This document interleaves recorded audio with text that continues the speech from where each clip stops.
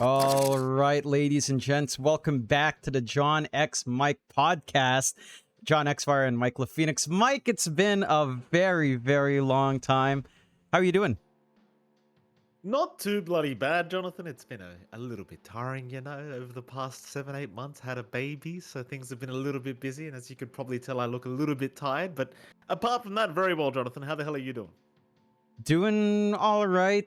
Very recently there's been like a whole bunch of earthquakes, so that was fun. But beyond that, it's been all right. It's Christmas, so it's a good time to host a podcast. We've missed a lot of stuff in the middle of the year. We've got, well, at least ESL1 Malaysia is coming along, and you and I will be there, so that's gonna be fun. I haven't seen you in months, man. Like Tour 1 was great, and then Tour 2 I got shipped off to Malaysia. I just realized I haven't seen you since then. I've missed you, Mike. Yeah, it's been a long time. It's been a very long time. So it's going to be very fun to go back to Malaysia and have a bit of fun there, Jonathan. See your dumbass, and hopefully we can actually do something, make some content, maybe do a scuffed podcast, perhaps, Jonathan. Who the hell knows? We'll have to wait and see exactly what does happen. A lot has happened, Jonathan. I know you've been annoying me in particular over the last, I don't even know how long it's been now since we did a podcast. You've been infuriated that I haven't been able to come on and be, live with you on the podcast so you can rant on about all the things that have been happening. Is there anything you want to get off your chest, John? Because I know you've been waiting a long time. I want to just get it out of you right now. What's been going on? What's on your mind? I don't know. I feel like, I don't think the conversation about the DPC ending has really been up front as much as I feel like it should be. It's like, it's a big deal. Losing the DPC is a big deal. And I feel like outside of like PPD, right? PPD made one post, and this was like very much a few months after DPC ended. This is when he realized, and he had to make a comment on the DPC ending as to what it entailed for the scene.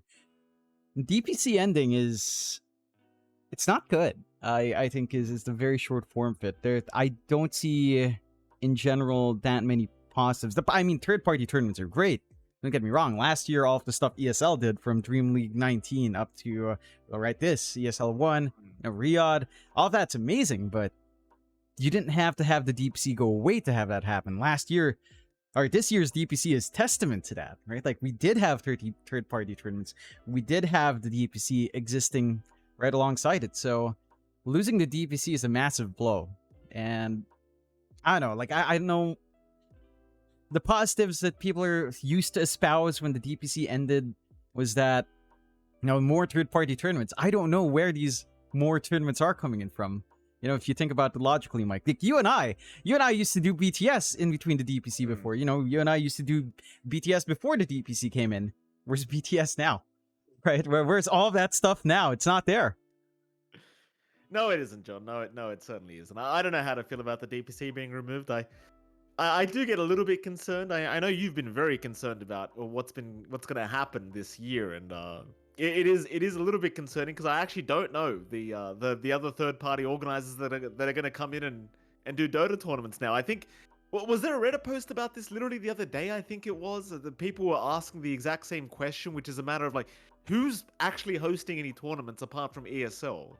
And I don't think anyone has an answer, right? Like, PGL's been quiet, right? If anyone else is going to do it, it's PGL.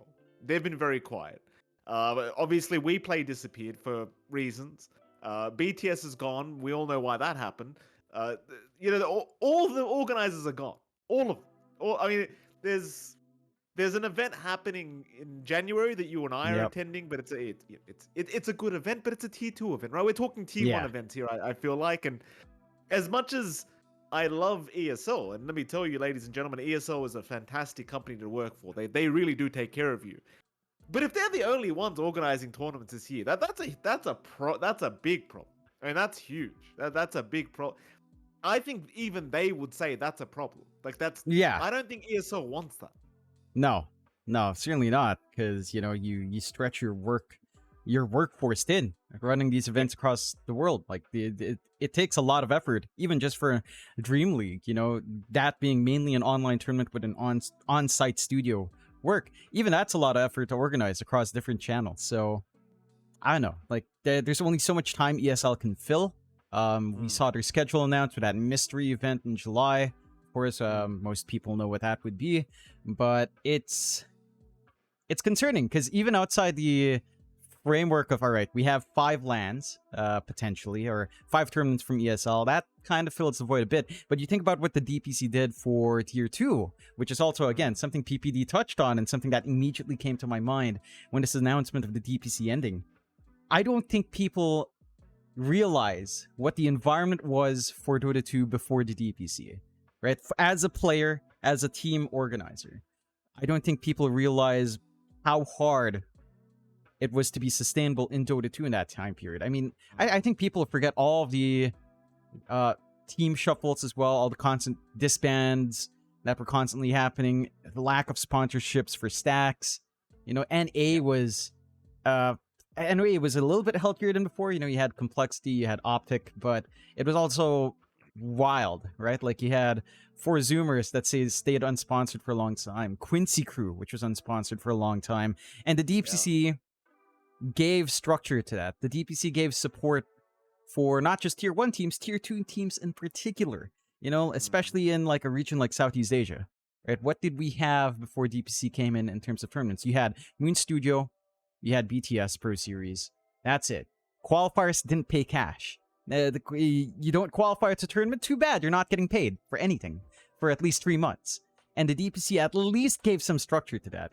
Sure, you could think of it like a major qualifier, but again, major qualifiers now has no prize pool. How do you expect these teams to go? Like, you think about MENA getting a slot now, right? And you think about Quest's journey to go from tier 2 to tier 1 to going to a major. Will that happen in the system? No.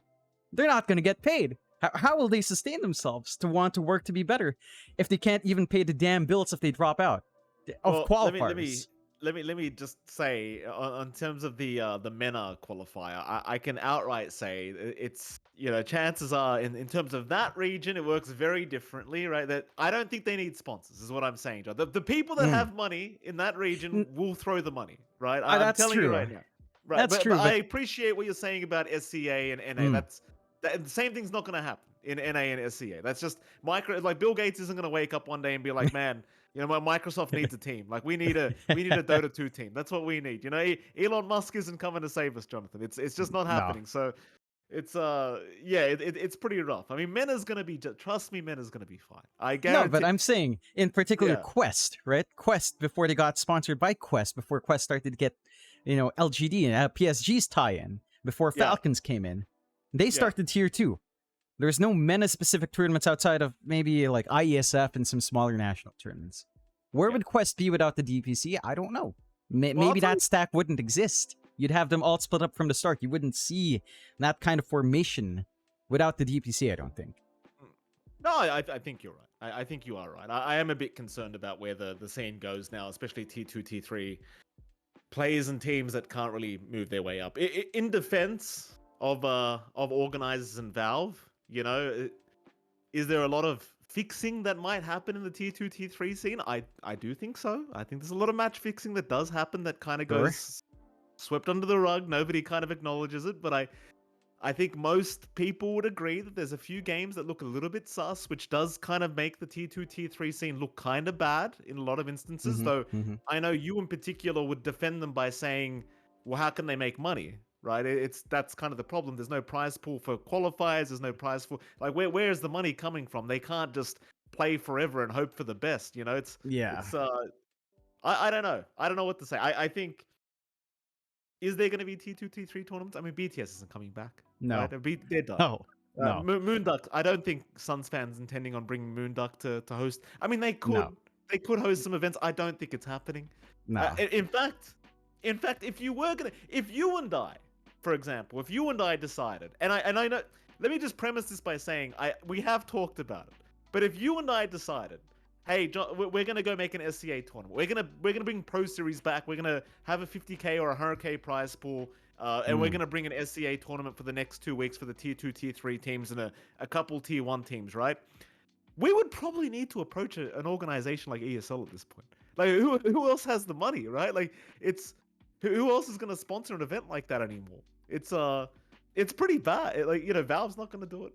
Nope. Again, all the other organizers are just gone right now. Nope. It's literally just ESL that's here, which again, thank God for ESL being here, right? Because if they weren't, we'd kind of be screwed. I think everyone can agree on that. But I don't know, John. I don't know what you do. You and I, we have talked about it briefly. You know, trying to host tier 2, tier 3 tournaments in the downtime. You know, making some Pro Series tournaments or something for prize pools that people can play for. But is it even worth? I don't know. I don't know. Like, if you think about the context of organizing for Southeast Asia, it's rough because you think to yourself like, wow, shouldn't it be easy to get some big companies on board? It's not. It's never easy. You remember that big deal when BTS got like Papa John's to do a Smash? It took them at least a year to do that. So they started in one Smash Summit, and then they spent like a year getting the sponsorship on board. And I don't think that sponsorship went beyond 1 year, right? So corporate sponsorships, especially bigger corporations, are harder to do. Betting sponsorships, sure, but then that also crosses into the border of, if you have a betting sponsor, how do you track match fixing? How do you do that? Here's my thing. We're gonna cross into a different topic in a moment. I feel like when we're coming to these betting sponsors, right? I don't know if I should start talking about it now. I don't think I should yet, but I get a little bit upset when people start complaining about betting sponsors. I really do, John. So we'll get into that in just a moment. But I do agree with your points that, no tier 2, no tier 3 tournaments. The John X Mike Invitational, as named by Novice 1311. I mean, it could literally happen, Jonathan. I think this year, right? We could plan a tournament, you and I. It could be the dumbest thing anyone's ever watched, but we could do it, right? We could bring back Pro Series all over again. It's just, where do you get the money from? I think it was a B-Cop said you need like 200K. I mean, you need some money. You need some money. I don't have 200K sitting around for a tournament in Dota 2, Jonathan. I mean, I don't have that kind of money. I don't know what to do. It's dangerous right now. I do hope we do get some organizers back for some smaller tournaments. But, and can we just say as well, I forgot about this point. We've been talking about the players and the community in general. Even for casters, pretty bad news. Right? Pretty bad news. I think, I don't know if people appreciate me saying this in the casting scene, but I think DPC offered some real nice stability when it came to making some money. Right? It did. Not for you, Jonathan. That's a story for another day. That's a story for another day, which I feel like it's going to be coming sometime soon, right? But DPC was good for stability, right? For casters in terms of money, you got work, you got some pretty good money, I would argue, and your year was taken care of. But for most of us, but it's not here anymore, John. So if you're a caster out there, like if you're poor old B-Cop, right? B-Cop's in the chat right now listening. If you're a B-Cop, you just, you... By the way, B-Cop, I apologize for saying this. I know you're excited for your first TI. I just wanted to correct you and say you did your first road to TI. Your first TI will come in the future, I'm sure. But for now, you did the road to TI. So please do go back and delete the tweet you made, congratulating yourself on making it to TI. I just wanted to be very clear about that. Hey, Mike. You and I are road to TI casters as well, all right? Yes. We're not in any better position, B-Cop. Don't you worry. We're all down there in the road. We're on the road. We'll get there. We'll get there, B-Cop, someday. For now, it's on the road. I just got my driver's license, so got to stay on that road a little bit longer, Mikey. Yeah. Let me just say as well. We like B-Cop. This is a joke, all right? I'm not bullying B-Cop. This is a joke. We love you, B-Cop. Take it easy, all right? We do. I miss you. I miss the times in Romania. But yeah, it's like, I know that the scenes there. One byproduct of the DPC being gone as well, like, you look at the roster shuffles. I don't know about other regions. I don't think other regions were as wild outside of organizations pulling out, like Tundra not having a roster, or, Spotify Rebels kind of splitting apart, EG pulling out. Outside of that, like, in particular, Southeast Asia and the roster shuffles has been interesting because it's a reflection somewhat on the state of the region, right? So if you think about the Talon roster and them leaving for Aurora, I feel like that is, it's down to like offers and money, but one big part as well, I feel like that made the players decide to chase that is the fact that there's no structure anyway. Why bother trying to build this long-term investment of, like 2 years going if they stuck together, instead of like just chasing the best contract you can find while you're still hot.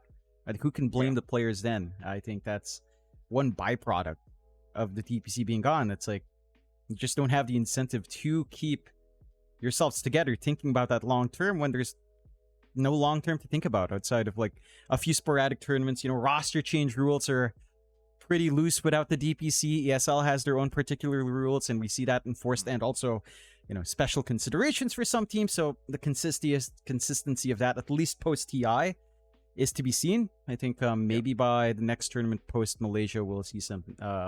We'll see how well the rules will be enforced for roster changes, but I don't know. Like, there's some rolling effects for the DPC that people have to figure out. And yeah, as you mentioned, for us casters, I don't know how aware people were of pre-DPC times. You and I already were talking about those days way before Mike, and those days they were wild. Now, mind you, I will say this. I think this is, like, looking back at online casting now to online casting before, there have been improvements, of course, in how casters are treated and how sustainable it is. You say improvements, John. They've got it easy these days. I mean, let's be honest. Oh, yeah. Right? No offense. I mean, there's some great new casters, might I add. Great new casters. But you all got it easy. You all got it easy. John, before the DPC came around, I mean, even during the DPC, how many times was I homeless? I was homeless like 3 times. Yes. 3 times I was saying, they've got it easy, John. They're getting paid money to cast. Well, what were we doing at the start, we were on Reddit doing replays, and then we got gigs where we were getting paid $5 a game. It was terrible. They've got it easy these days. I don't hear the new casters complain. Go on, John. Make your point. No, that was my point. I think it's Okay. better. It's way better now. So in a way, it's not like we'll end up homeless again for the most part, but it's I don't know how sustainable. Yeah, at some point. I'm saying not immediately. At some point, but I don't know. It's like, it's weird, Mike. I know. Like, the future. You know me. I'm the negative one mainly in our duo, and I know. Like, next year has me a little bit worried, Mikey. It has me pretty worried. Yeah, I don't blame you. It is complicated. Now, I think this links into the new conversation, the new topic I want to talk about here, which is the gambling, the betting sponsors. And I'm going to chuck this in there as well. I know you don't follow the scene, and I know you don't like talking about it, Jonathan. Mm-hmm. I believe crypto sponsors are coming back, right? I believe that is happening again. So say what you will. I know you don't like it, but are those you guys sure? have the. Are they coming back after CZ? See, Bitcoin's over 40K right now. It's gone up by 140% over the years. So trust me, they're coming back. It's I don't know about that. Because you think about crypto sponsor. True. But you think about crypto sponsors, it's never, no one's going to sponsor you directly with just like a massive coin holder is not going to sponsor you. It's the exchanges. And what exchanges have gotten hit? FTX? Binance? Who's left? Like, I don't know what crypto exchange is going to pop up and not have issues. Binance was, to an extent, complying with relegation. It's So, Binance. to an Binance, extent. not Binance. Please don't say Binance. I don't know. I don't respect it enough to mention it. I don't care enough to pronounce it properly, Mikey. You know what? They don't pay us. It's fine. No. You know what? Binance is fine. We'll call them Binance until we get some money off the bastards. Anyway, going back to the topic though. I mean, betting sponsors and crypto sponsors, right? Most people seem to believe that crypto and betting basically the same thing. I know you're of that opinion as well, so I'm just gonna group them together. Betting crypto sponsors, right? Is this a bad thing? Because I feel like this conversation's happened since the dawn of Dota. People don't like betting sponsors. Now, I understand. In fact, let me premise this by saying, John, my father, right, my own father, was an addicted gambler his whole life. So I'm premising this conversation by telling you I have suffered from somebody with gambling addiction, okay? I don't think it's a bad thing. I think it's necessary. I think you look at any sport, and there's a betting sponsor, right? And usually they're headlining the damn sport. Usually they're headlining the event. If you don't, it's a necessary evil. If you don't have the betting sponsors, you don't have the money. If you don't have the money, you don't have the tournament. You don't have the tournament, you don't have the players. And if you don't have the players, guess what happens to the game? It gets left behind. Valve says, who gives a shit? And it dies. You need the sponsors, right? Yeah. as much as I appreciate that gambling is terrible, and I don't recommend it ever to anyone. Trust me when I tell you it's terrible. It's necessary. It is necessary if you wish for the scene to continue. That's my point. I agree completely. I think I will say this, at least gambling sponsors are upfront about what they are in comparison to crypto. And I think there have been issues with crypto sponsorships, not even like a morality kind of thing, just payouts on crypto sponsors tend to be really hard to handle. So I think that's one thing that makes it pretty hard to adjust that as well. Because we've worked on tournaments where crypto sponsors never paid out on time. There was a lot of issues in even just transferring that money to the tournament organizer. So I think gambling sponsors for sure, I think are a necessary evil. I think, in as far as I remember gambling sponsors in the past year, I don't think it was as egregious as it used to be. We don't, like towards the end of the DPC, we didn't even have callouts to make. You know, like not even like sponsorship callouts. They'd show the odds, they'd flash their logo. So I think that kind of deal is pretty all right. I think it's just something that is necessary for the scene because, you know, we're not going to get sponsored by BMW. We're not going to get sponsored by, you know, Nike, Adidas. For a while, BMW, ESL had it. Yeah, ESL had it. And BMW or Merck, one of those two. And no, they had both, I think, at one stage. Yeah, at one stage. Yeah. Do they still have Merck? They do still have Mercedes, don't they? Or did that... I haven't seen the logo. It's probably not very appropriate to talk about it when we're gonna, you know, fly out in 5 days. So, anyway, go on. I'm not fully aware, but it's like, well, you know, these bigger corporate sponsors are. It's a recession. No one's going to be touching esports. Let's be fair. Yeah, and that's also one massive thing with esports kind of shrinking outside of league structures, or not league, but franchise structured esports, like say League of Legends. Valorant is holding steady in comparison, but I feel like that's also set to kind of burst with a few here and there. It's just not as inflated as it would be, so it's not going to pop just yet, but I think growth is just slower in every esports sector. So, yeah, it's like you have to accept these are the guys willing to sponsor. If you want to see your pro games, I mean, that's what you have to take for some tournaments. Like, we'll see what tournaments, again, I don't know what's coming out outside of the ESL Pro Tour. So who knows, but I'm pretty sure we had a Bet Boom event last year, or this year, sorry, and that could happen again in the future. No one had issues with that for the most part, so, you know, it's like, it's here to stay for the most part, which is telling good. You right now. I mean, if you and I actually managed to host an event, Jonathan, I'm pretty sure there'd be a betting sponsor. I'm just going to go ahead and say it. There's literally no way to host an event without one, unless you're already an established company with a ton of money sitting in reserves.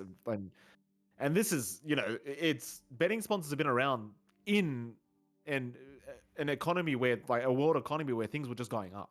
Yeah. And like you just mentioned, we are probably going into a recession, right? In terms of the way the world is right now. So when we have betting sponsors when money's going up, you best believe they're going to be there when money's going down, right? Because there's no way there's no way to host an event without them. That's just straight up facts.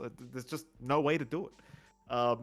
And the reason I bring up this topic, John, not only because I feel quite strongly about this topic, because I feel like people are being somewhat ridiculous by saying that we don't need them. Arteezy recently was streaming on Kick, right? I don't know if you saw this. I actually did tune in. I was doing a 16-hour stream, Reddit. Someone obviously tuned in for the whole stream, because at the end of the stream, Arteezy went into the whole slot machine thing. I suppose Kick asked him to do the whole slots sponsorship thing, you know, where the cringe streams. Yeah. What? Kick doesn't ask him, but yeah. Okay. Well, the reason I assumed that was because I believe Trainwreck owns Kick, and Trainwreck made his whole career off streaming slot machines. I don't watch Trainwreck, John. I watched a YouTube video, right? This is my research. Yeah. So anyway, Arteezy was streaming some slot machines. Pretty cringy. Obviously, the man secured a bag, right? Yeah.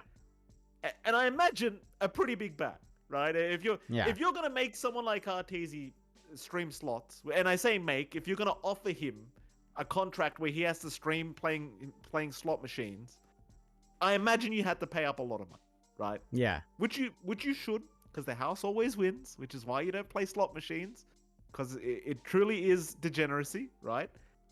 And he even put on his stream, top left corner, I believe it was, he said, "Don't gamble, you will lose," right? He had the text up saying, "Don't gamble, you're gonna lose," but he's gonna secure the pack. Is that a bad thing, John, for Arteezy?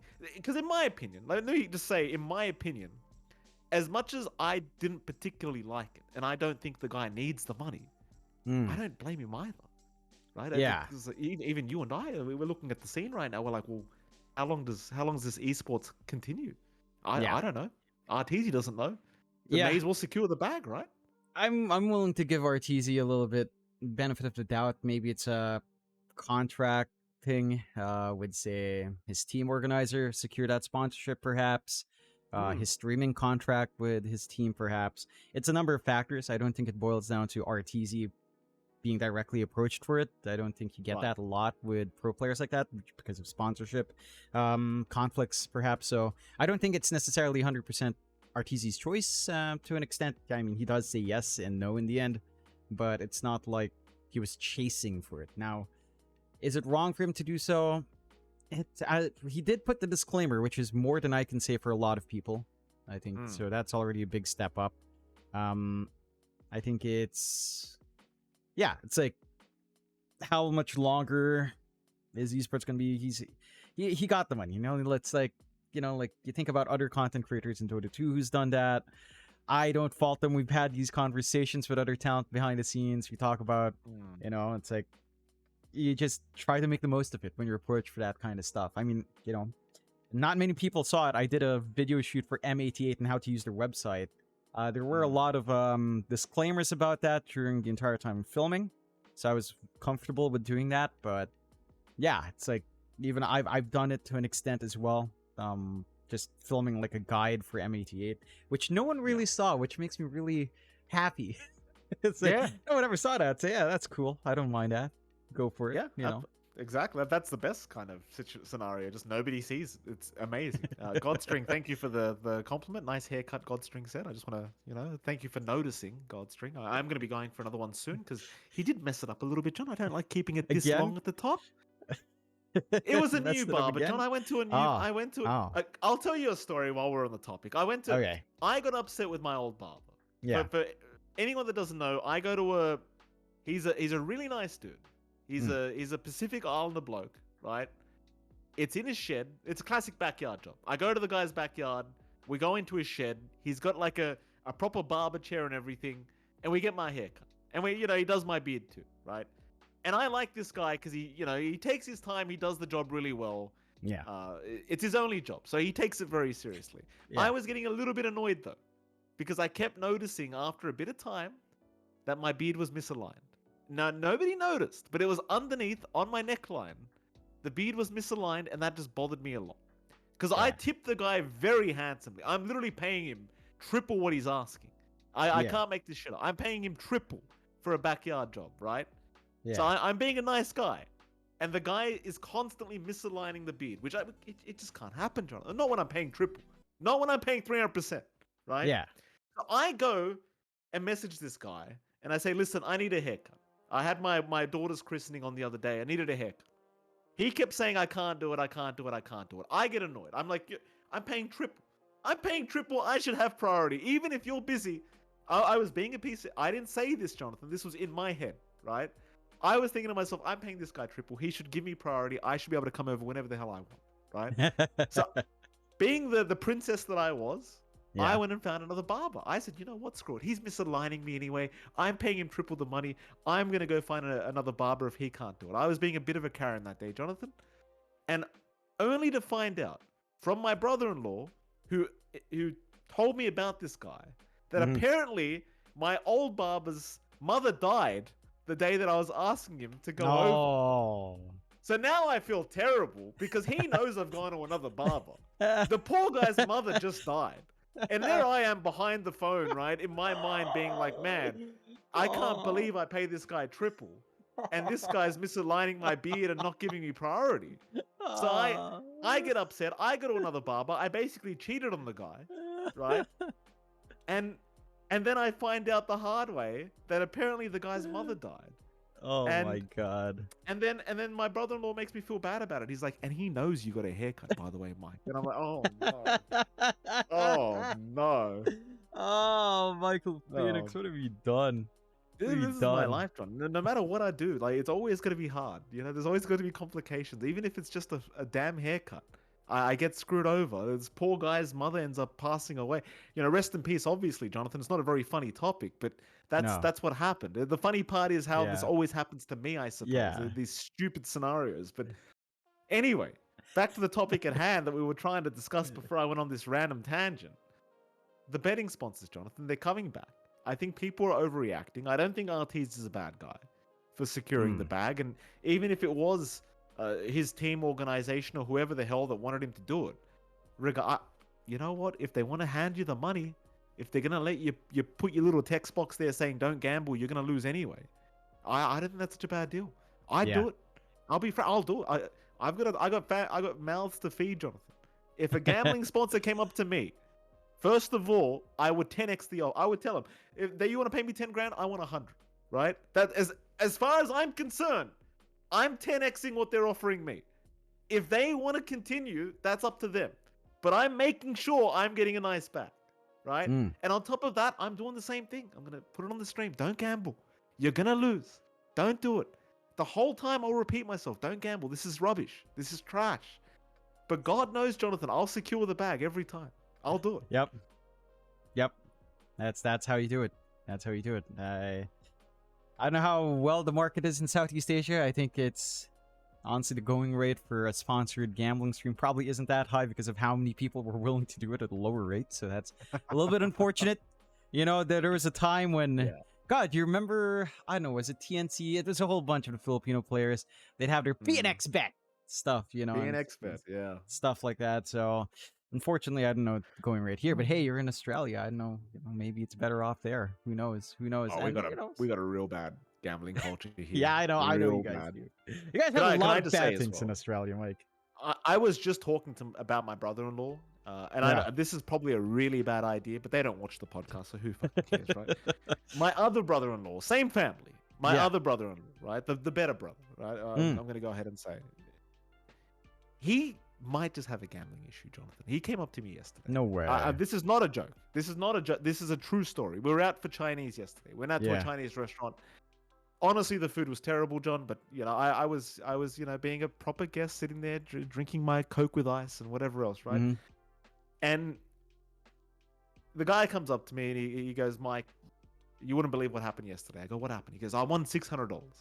I'm like, $600 on what? He's like, "I'm betting on some sport. I think it was a soccer or some crap. Anyway, I don't know." He was betting, Jonathan. He goes, "I won $600." I go, "Oh, that's amazing." He paid for dinner and everything. I go, "Oh, thank you very much." And then he goes, "Yeah, but at one stage I was down 9 grand." Like, how you were down 9 grand? He's like, "Yeah, I put a bet on for 3,000 here and it ended up losing. Then I put a 3,000 here, ended up losing. Ended up putting a very high risk bet as a last resort, ends up winning. Somehow he ends up profiting $600 at the end of the day." And are you fucking crazy? What are you doing? What are you doing? Like Jesus. 3 grand at a time. This guy, he doesn't earn that much money, Jonathan. He's a builder. He builds houses for a living. He's a tradie, John. High vis vest, hammer in hand. Hard-working bloke. He's putting 3 grand into time to bet on some fucking stupid sport. I didn't even ask what it was. What are you doing? He could have been 9 grand down. He was so happy too. This is the sickness when it comes to betting, by the way. Let me go to the other spectrum now and talk about how bad gambling is. This is the sickness. He was happy.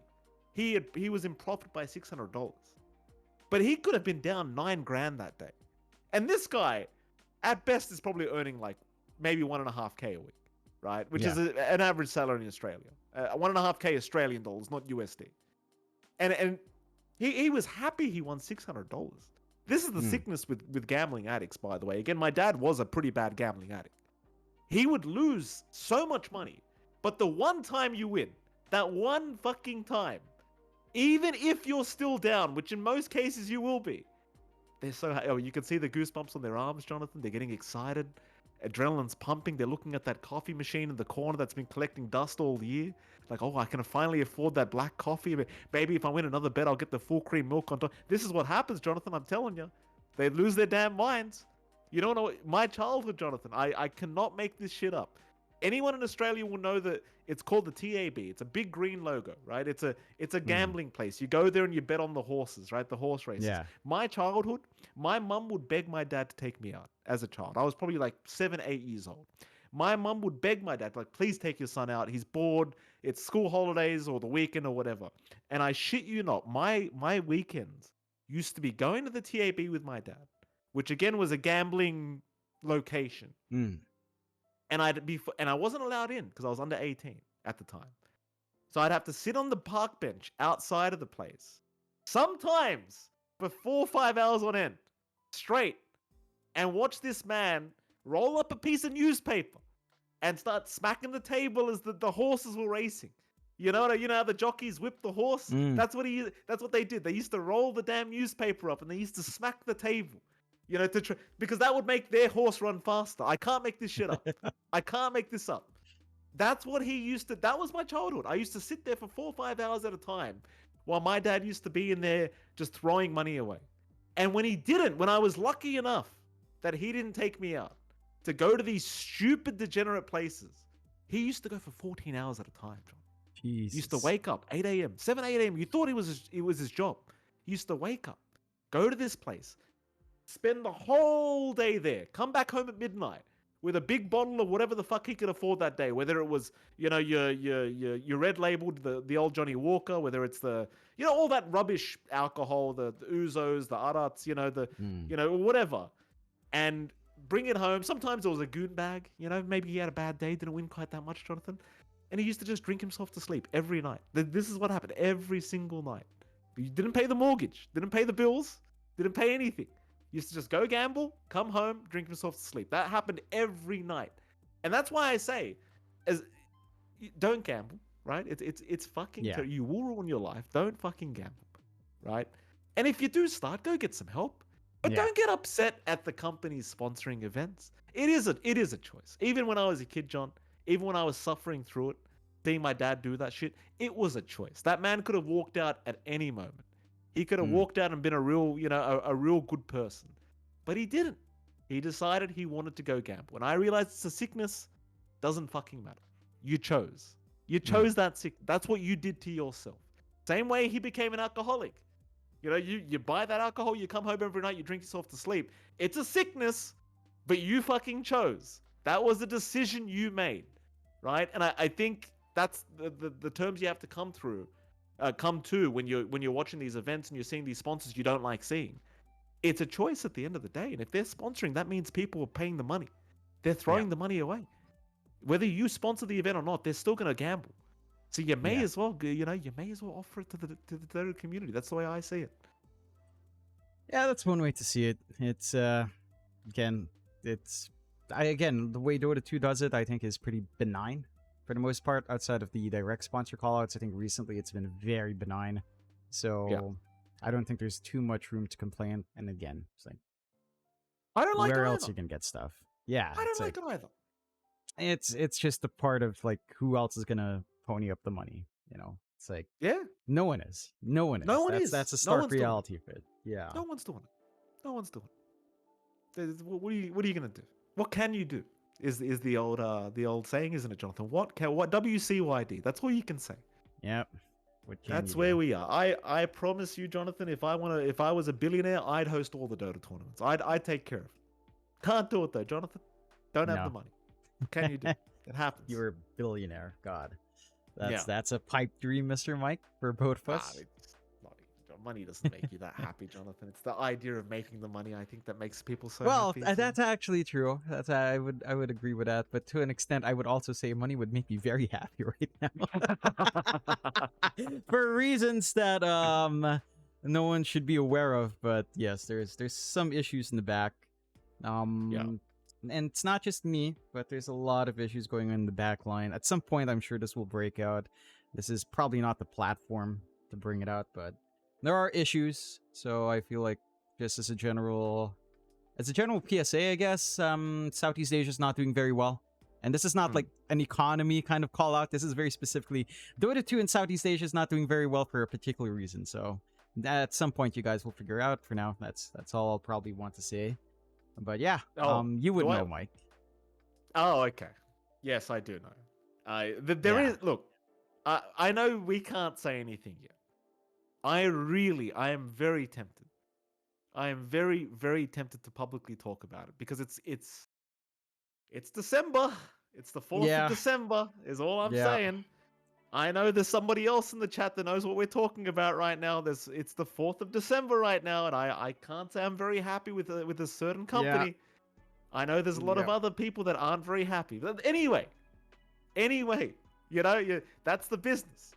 We'll, That's we'll the talk about it business. when the time comes. So there's a time coming, and I think it's gonna happen soon. But we'll see. I want to give them the benefit of the doubt. To Godstring, who asked me why my camera's shaking, there's no earthquakes happening. I move my hands a lot. I press, I just move the table. I apologize. It might be giving him motion sickness, Jonathan. I don't know. I'm gonna try not to touch the table anymore. I just tend to do that. Anyway, that's the gambling conversation. I Yeah. appreciate people not liking it. I don't like it either. I've had my own Mm. bad experiences with it, and like I said, even my brother-in-law now is a fucking God-fearing dude. God, like when I say God-fearing, Jonathan, it's Sunday 8 a.m. every morning. He's at church. You know what I mean? He's best friends with the priests. This is a God-fearing dude. And he's still out there throwing 3K bets at a time. It's a scary thing, gambling. Scary, scary thing. But what can you That it do? is. It's a choice. It's a choice at the end of the day. It is a choice, and they make the choice.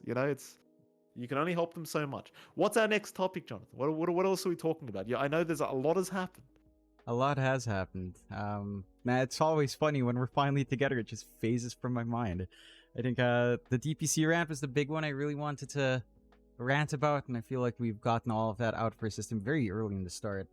What else has been new? I guess very specifically the roster shuffles, especially in Southeast Asia, because again, that's the one that you and I directly watch. I'm not sure how much of well, I mean, you and I did close qualifiers, but the roster shuffles, I would say this for at least Southeast Asia. I think Western Europe is a little bit different for sure, but at least in C, I feel like, again, I've made this point before behind the scenes, and I'll say it here again. I feel like C has lost that shining top star that we used to have with Talon. But I feel like as a whole, the region has elevated. Like these roster changes are good for the region as a whole. I think Southeast Asia as a whole is a little bit more competitive. I don't think we have a team that we can field onto a LAN that's going to do well. We Nope. have Blacklist coming into Kuala Lumpur. Nope. They And look like hot dog shit.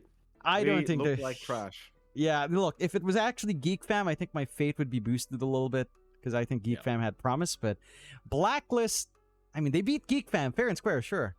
I think Geek Fam kind of gave them that win because probably nerves, and I don't know about Blacklist. Like, when I was casting the DPC, Mike, you weren't there for Tour 2, Tour 3, of course, but when I was casting Southeast Asian DPC, and I would see Blacklist play, and my God, you would wonder how far that mindset they had fell away. Like their winning mindset. I don't know if it's a winning mindset. I don't know what's up with that roster. I feel like there's a lot that they should be able to do, but they can. It just seems like they don't. At some point in the game, it turns into a C pub where you're just farming. And it's like, you get picked off one by one. It's like, this is a very bad C pub. And you guys are in the losing end. Like, what's happening? It's like, Well, I don't understand it. I'm going to answer a question as well that I actually want to answer. Maja Max is, I'm assuming how he wants it pronounced, the M4J4M4X. Very, very cool, by the way. Classic Maple Story name from back in the day, Jonathan. He asked, is Yopaj a good replacement for Arbid? Now, I want to tell a story. I don't know if I should be telling the story, but I don't care. I'm going to tell it anyway. We were at TI in Singapore, John and I. Yeah. And we I'd say we're good friends with Gary, the Boom Esports owner. Gary, he's a good bloke. Yeah. He likes to hang out. We love to hang out with him. Great guy. Him and Bulba had a conversation once upon a time. Gary said, "I will trade you Yopaj for Arbid." This is a true story. Gary said, "Do you want to trade? I will take Arbid off your hands, but you take Yopaj." And I said to Gary, have you lost your fucking mind? That's what I said to him. Have you lost your damn fucking mind? And you were there. You saw me say it. Yep. The conversation was still happening. Bulba was saying, no. I don't want that trade. I like Arbid, Storm Spirit was real good back in those days, Jonathan. Arbid was hot property, right? Bulba was like, no, we're not trading. I want Arbid. Gary wanted Arbed as well. Now the question is Yopaj a good replacement for Arbed? Here's what I'm gonna say. I think Yopaj's ceiling is higher. That's my honest to God Yes. opinion. I think Yes. Yopaj has a higher ceiling, right? Because Arbed's been around for a long time. He's got the experience. He's had the opportunities. I think he's a real hot commodity, and I think he's still a damn beast. One of the easily the arguably one of the best mids in SCA at the very least, if not the world. But if you asked me, if I'm making a roster and I've got Japoy and I've got Arbit in front of me, and you said to me, Mike, both same price, same deal, you get to choose one of them, only one. Who do you want? I take Japoy every day of the week, and it's simply because I think his ceiling's higher. I think we've seen what Arbit can do. As much as I want Arbit to do well, John, trust me, I want I'm every time we cast him, I don't like to admit bias. I'm dying for him to do something. Yep. I'm saying, come on, Arbit. Come on, brother, you can do it. You can do it. I believe in you. But I don't know what it is. I don't know if it was old EG, Shopify, whatever you want to call them. I don't know if the roster just got old. I don't know if the drafting was bad. I don't know what it was, but it just never took off. It just never happened. It just never happened. Whereas when I look at Japoy, when I see the history of what my boy Yopaj has done, don't forget, Jonathan, back when PGL hosted the Singapore Major, he was a big name. Yeah, back when Neon Esports went on a run with Thunder Awaken, Thunder Predator back then, you and I were there. That was our first mate. He was a big boy. Like he was pulling off some big games. When Boom Esports went for a run at what was the damn tournament called in Dubai? What was it, Jonathan? Game. You know the one I'm talking. Where Boom Esports. I know. You know the one I'm talking about. He was doing some stuff. He was carrying some weight, Jonathan. He was lifting some weight. That bloke. Oh yeah. I'm gonna say FBZ was a little bit heavy in those times. Yopaj was putting him on his back some days. I saw it. Oh yeah. I think Yopaj is a fan. I think Shopify Rebellion got very lucky. That's what I'm gonna say. I think if Bulba, listen to me now. I think Bulba has a chance. There's a chance Bulba's listening. I know you wanted Storm for Arbed. Now listen to me. That wasn't a great idea, but if you give Yopaj Ember, there's an old rule. There's an old adage in SCA. You don't bet against Japoy Ember. Now, if Bulba follows the same strategy, John, he just switches the heroes a little bit. Just goes from lightning to fire. I think we might have a real contender on our hands. Just give my boy the Ember. I will say Ember's... he's dead. Ember's dead. And I think that's one issue as well for Yopaj and to an extent Abed going into this tournament. And honestly, a lot of our Southeast Asian mids, Mikado included, their hero pool is dead. Like the only feasible hero for any of them is like Earth Spirit. And everything else is just dead. Maybe a Quapper Puck can slide through if the draft is right. But I don't know. Like the hero pool is kind of dead. But on your point with Abed versus Yopaj, people don't remember the time when Abed spent like a Christmas in the Philippines. When he came back a little bit, he played on Team Dog. Yeah, and you had OB Neon, and we'd see Abed versus Yopaj. And sure, I think Team Dog did place higher than Neon in that time, but Yopaj would smack Abed at that point. He would absolutely smack Abed. He did. In fairness to Abed, I think that was when Mid Snapfire first started being played. True. I think was the one introduced it, but Abed was doing it, and Yopaj was doing it as well. Yeah. Abed introduced it, and Yopaj said, "Thank you very much. That's mine now. That's my trick. Thank you." And you are right. Yopaj was kind of styling on him every time we saw it, and I remember it was quite exciting because it was like the new blood versus the old blood, right? It was the established versus the mystery, and Japoy's got a bright future. I mean, that kid, if there's a couple players from SCA I want to do really well, right?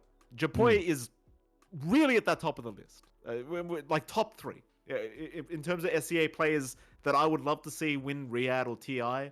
Japoy is really up there for me. He's like number 1, number 2 maybe. You've got other players that I have my favorites, Johnny. I like Jackie as well. Jackie, I don't know what it is. I just love Jackie. He's a great guy. He's a shy boy. I love Jackie. I'm a soft guy. I like the shy boys. Yeah. He's a cutie. I like Jackie. So it's like players like that I like to see do well. But to answer the question, Japoy, it's a good trade in my opinion. I think Abed needed the change. Yeah. I think Abed needed the change. I think Abed was. I think he was tired, John. I think Abed was getting a little bit tired himself. Yeah, the funny thing to me is, you remember Abed sold his car, so he would have a pretty good time if he still had a sports car. maybe he has enough money to buy a new one. Who knows? Maybe that's why Ovid was selling. I think that actually might be it. So probably has a new sports car to drive around to the Blacklist team house or whatever, what have you there. I think on your point about players you want to succeed in Southeast Asia, I do agree. I think Yopaj and Jack, you're up there. The old Boom roster, honestly, was a roster I absolutely loved. I think they had this really fun. Curse Gary for letting that happen. I mean, I can't fully fault Gary. It's like, there's only so much money you can fight up against, right? So no, this is a TI-11, right? I was very upset. I was hearing the conversations. I do remember that. There were conversations about that. Yeah. That's. I remember there was some doubts about certain players in the team, and I said, Gary, it's been a year. Give him a chance. Like let him play it out. I know to be in fairness to Gary, it was the players that were complaining the most. I think Gary was trying to keep everything together back then, and the players just were not having it. It was a classic 23 Savage kind of, we don't need more than one Filipino kind of situation. I think it was, Jonathan. It was a tough situation for poor old CEO Gary. But things happened. When I saw that roster after TI-11, I knew things were going downhill. I'm going to be quite frank with you, John. I was not too impressed with what I saw. I'm not going to name any names. I just wasn't impressed. And I do miss that roster a lot. That old Boom roster, I miss that a lot. That was a team I was like, this is the team. This is the team that could win TI for SCA. This is it. But they fell flat, though. Gone. They're gone. No. And when they split up, none of their teams did well, let's be fair here. No. Bleed looked like the most overpriced team I've ever seen in Southeast Asia. Blacklist looked washed for 2 tours. 2 or 3 they fluked in when Talon decided to be washed themselves.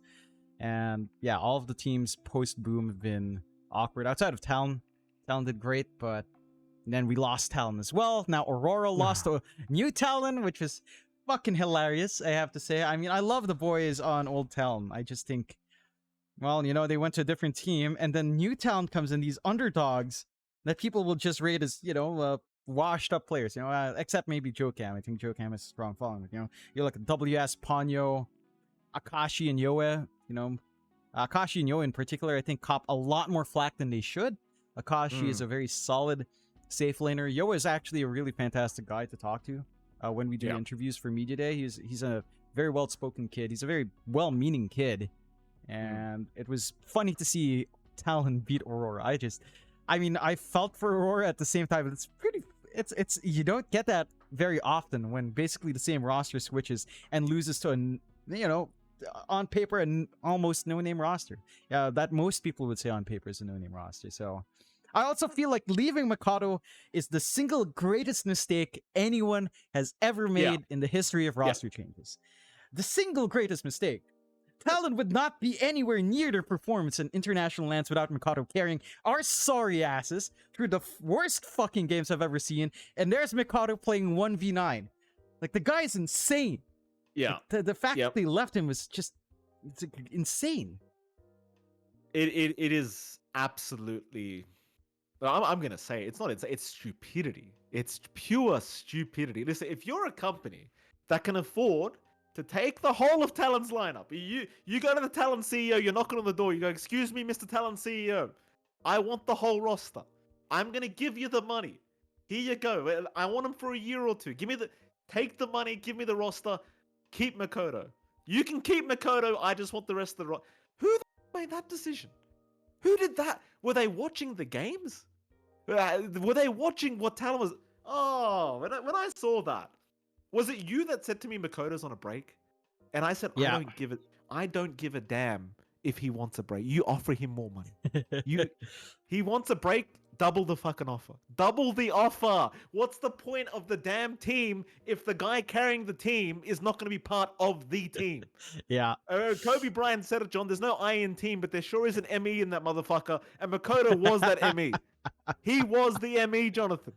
He was the me. I don't know what happened with that. I don't know what happened with that. Like, that contract, I don't know how. I mean, I don't think Armel's bad, but Armel does a different thing for his team. And I think Mikado, I don't know how he did it. I can't even fathom how he even played those games. Like, I legitimately do not know how Mikado played half the games we casted of Talon on LAN. Like I watched those games and like Talon should have lost about 10 minutes ago. You know, Ooh. Talon should have lost about 40 minutes ago. And here's Mikado stalling the game out. And then it's like, I don't know. Like I think Armel's a great player. I think they've got a lot of gelling in. I believe I've heard somewhere that Armel mentioned that in his eye, the key to Talon was the support duo more than anything else, which I don't necessarily disagree with. I think a lot of their old Talon's games did come down to Q and Ollie being insane as well, but I think Mikado was also a big part. Like, it's the three, those three were the pieces of Talon, I think, and you break one apart. Nah, my concern now is for Mikado, right? When he comes back into whatever new team he's going into, which hasn't been announced, but when he comes back, I just want to see the guy succeed. You know, where you're talking about top 3 players you want to see succeed, I have a lot. It's very hard to quantify like a top 3, but, you know, I'd say Yopaj, Jackie, and Mikado for me are just up there. Because Mikado... That's a good point. How long have we watched Mikado on Boom? You know? How long since time. around... Yeah, it's since PvP Esports, I think, all the way back. Even before that, when you and I were casting qualifiers, we've seen Mikado. We've seen him go through Boom with Dreamo Cell, you know, with In Your Dream, with Kezcute, and all of that stuff, with Hyde. Yeah. It's been a long time, and he's finally shining. He's such a quiet guy as well. Like, Mikado is the nicest person to talk to, I think, out of... It's funny, because Mikado, to me, reminds me a lot of, like, a Southeast Asian gunner, to an extent. Yeah. Yeah. Yeah. Like, in terms of personality. Like it's like, yeah, it's such a sweet fella. I think it's, yeah, I actually, I mean, you know me, I love Armel. Love Armel. Yeah, absolutely. Love me Armel. He's a top bloke, funny guy. I've loved casting him all these years. Really damn great player. But my God, I mean, all these choices to choose older generation players over the new young hot talent, I don't understand. I mean, come on now. Are we making a team, or are we making like a temporary roster? Like, what are we doing? What are we doing? It's like, speaking of temporary, what the hell's Gary doing? Gary went to SA, makes this team. I'm just gonna say it, John. I mean, John, it's been 8 months since I've opened my mouth. These teams have gotten away with too much. I've got to talk. Gary, what the hell are you doing? Why you went to South America for what? What are you doing? Oh, and poor then Gary. and then what? His team lost, and he's gonna buy. There's a rumor he's buying out the other team. Well, what are they called? Wawita Saga. Why are we buying this team? I mean, it's not a bad team, but why are we buying? Oh, just go back to SCA, Gary. What are you doing? What are you doing? You sold your poi to Shopify. Probably made some good money. Take Makoto back. Take him back. He's a free agent. Take him back. Oh, I think he missed out in that trade. I think Mikado was grabbed up already. I think that's the one issue. I will shed some light in this. So, let's say for in town in particular, I said they picked players that, for the most part, no other team would pick up. And again, I don't think these players are bad. I think, again, the results speak for themselves. Third in qualifiers. For this team that just came out of nowhere is pretty amazing for talent, and that's not bias. Who is the guy, like, apologies for interrupting, who is the man deciding the rosters? Who's scouting out talent for Talon? For Talon, I think that roster just came together. I'm not sure if I can definitively point to how that roster came about. I really have no clue, honestly. Who's the talent manager? Like, who's the guy they talk to? I'm not sure. I don't know how this stack was formed, whether or not Talon just looked for a stack and they were already made, or if Talon formed that stack as an org. I think they approached a stack that was just looking for a pickup, and I'm not sure who the focal point of that was. It's either, I want to say Jocam. Probably Jocam's like the glue that held that stack together. You know, and it just went from there. But again, like, that team looked fantastic. It's really good to see WS and Ponyo kind of have this redemption arc for themselves, for Akashi and Yoa to prove themselves again, even though, again, they didn't qualify. If this was a DPC third place, you'd be in a happy spot. This isn't the DPC. And so teams like Talon, and literally any team that doesn't place first is going to be hurting. But yeah, it does end up like that. And I think, again, Talon also missed out. Like, you know, when Aurora took Talon's roster, at that point, they had no one to get. So you think about Boom as well. The moment Boom started to slip from their contracts, there's no one to pull in. Like all of the Southeast Asian players were pulled into these bigger words like 747, MAG to an extent, Geek Fam, Bleed, Blacklist. So the other orgs were left with not much to trade for, which is why I think Gary went to South America, because he probably thought, I mean, as a team organizer, as a team owner, if I was gonna switch, I would say on paper, the Pakaz stack would make sense to buy out, but that doesn't deliver. Which for poor old Gary, it just looks like, you see his Twitter, it looks like he was suffering throughout those qualifiers and their online tournament. That it looked a bit rough for the bloke. I miss him. Poor guy. Oh man, poor Gary. You know what? You know what I thought to myself, John? When I saw all these employees, I said to myself, I leave the region for 2 seasons. 2 DPC seasons, I'm gone, and this is what happens. This is what happens. Gary loses his mind. I'm not there to tell him, Gary, you're being an idiot. He starts losing his whole roster. The Makoto's teamless now for no apparent. I know you said he's part of the team, John. As far as I'm concerned, if they haven't announced it, he's not part of the team. He's a free agent.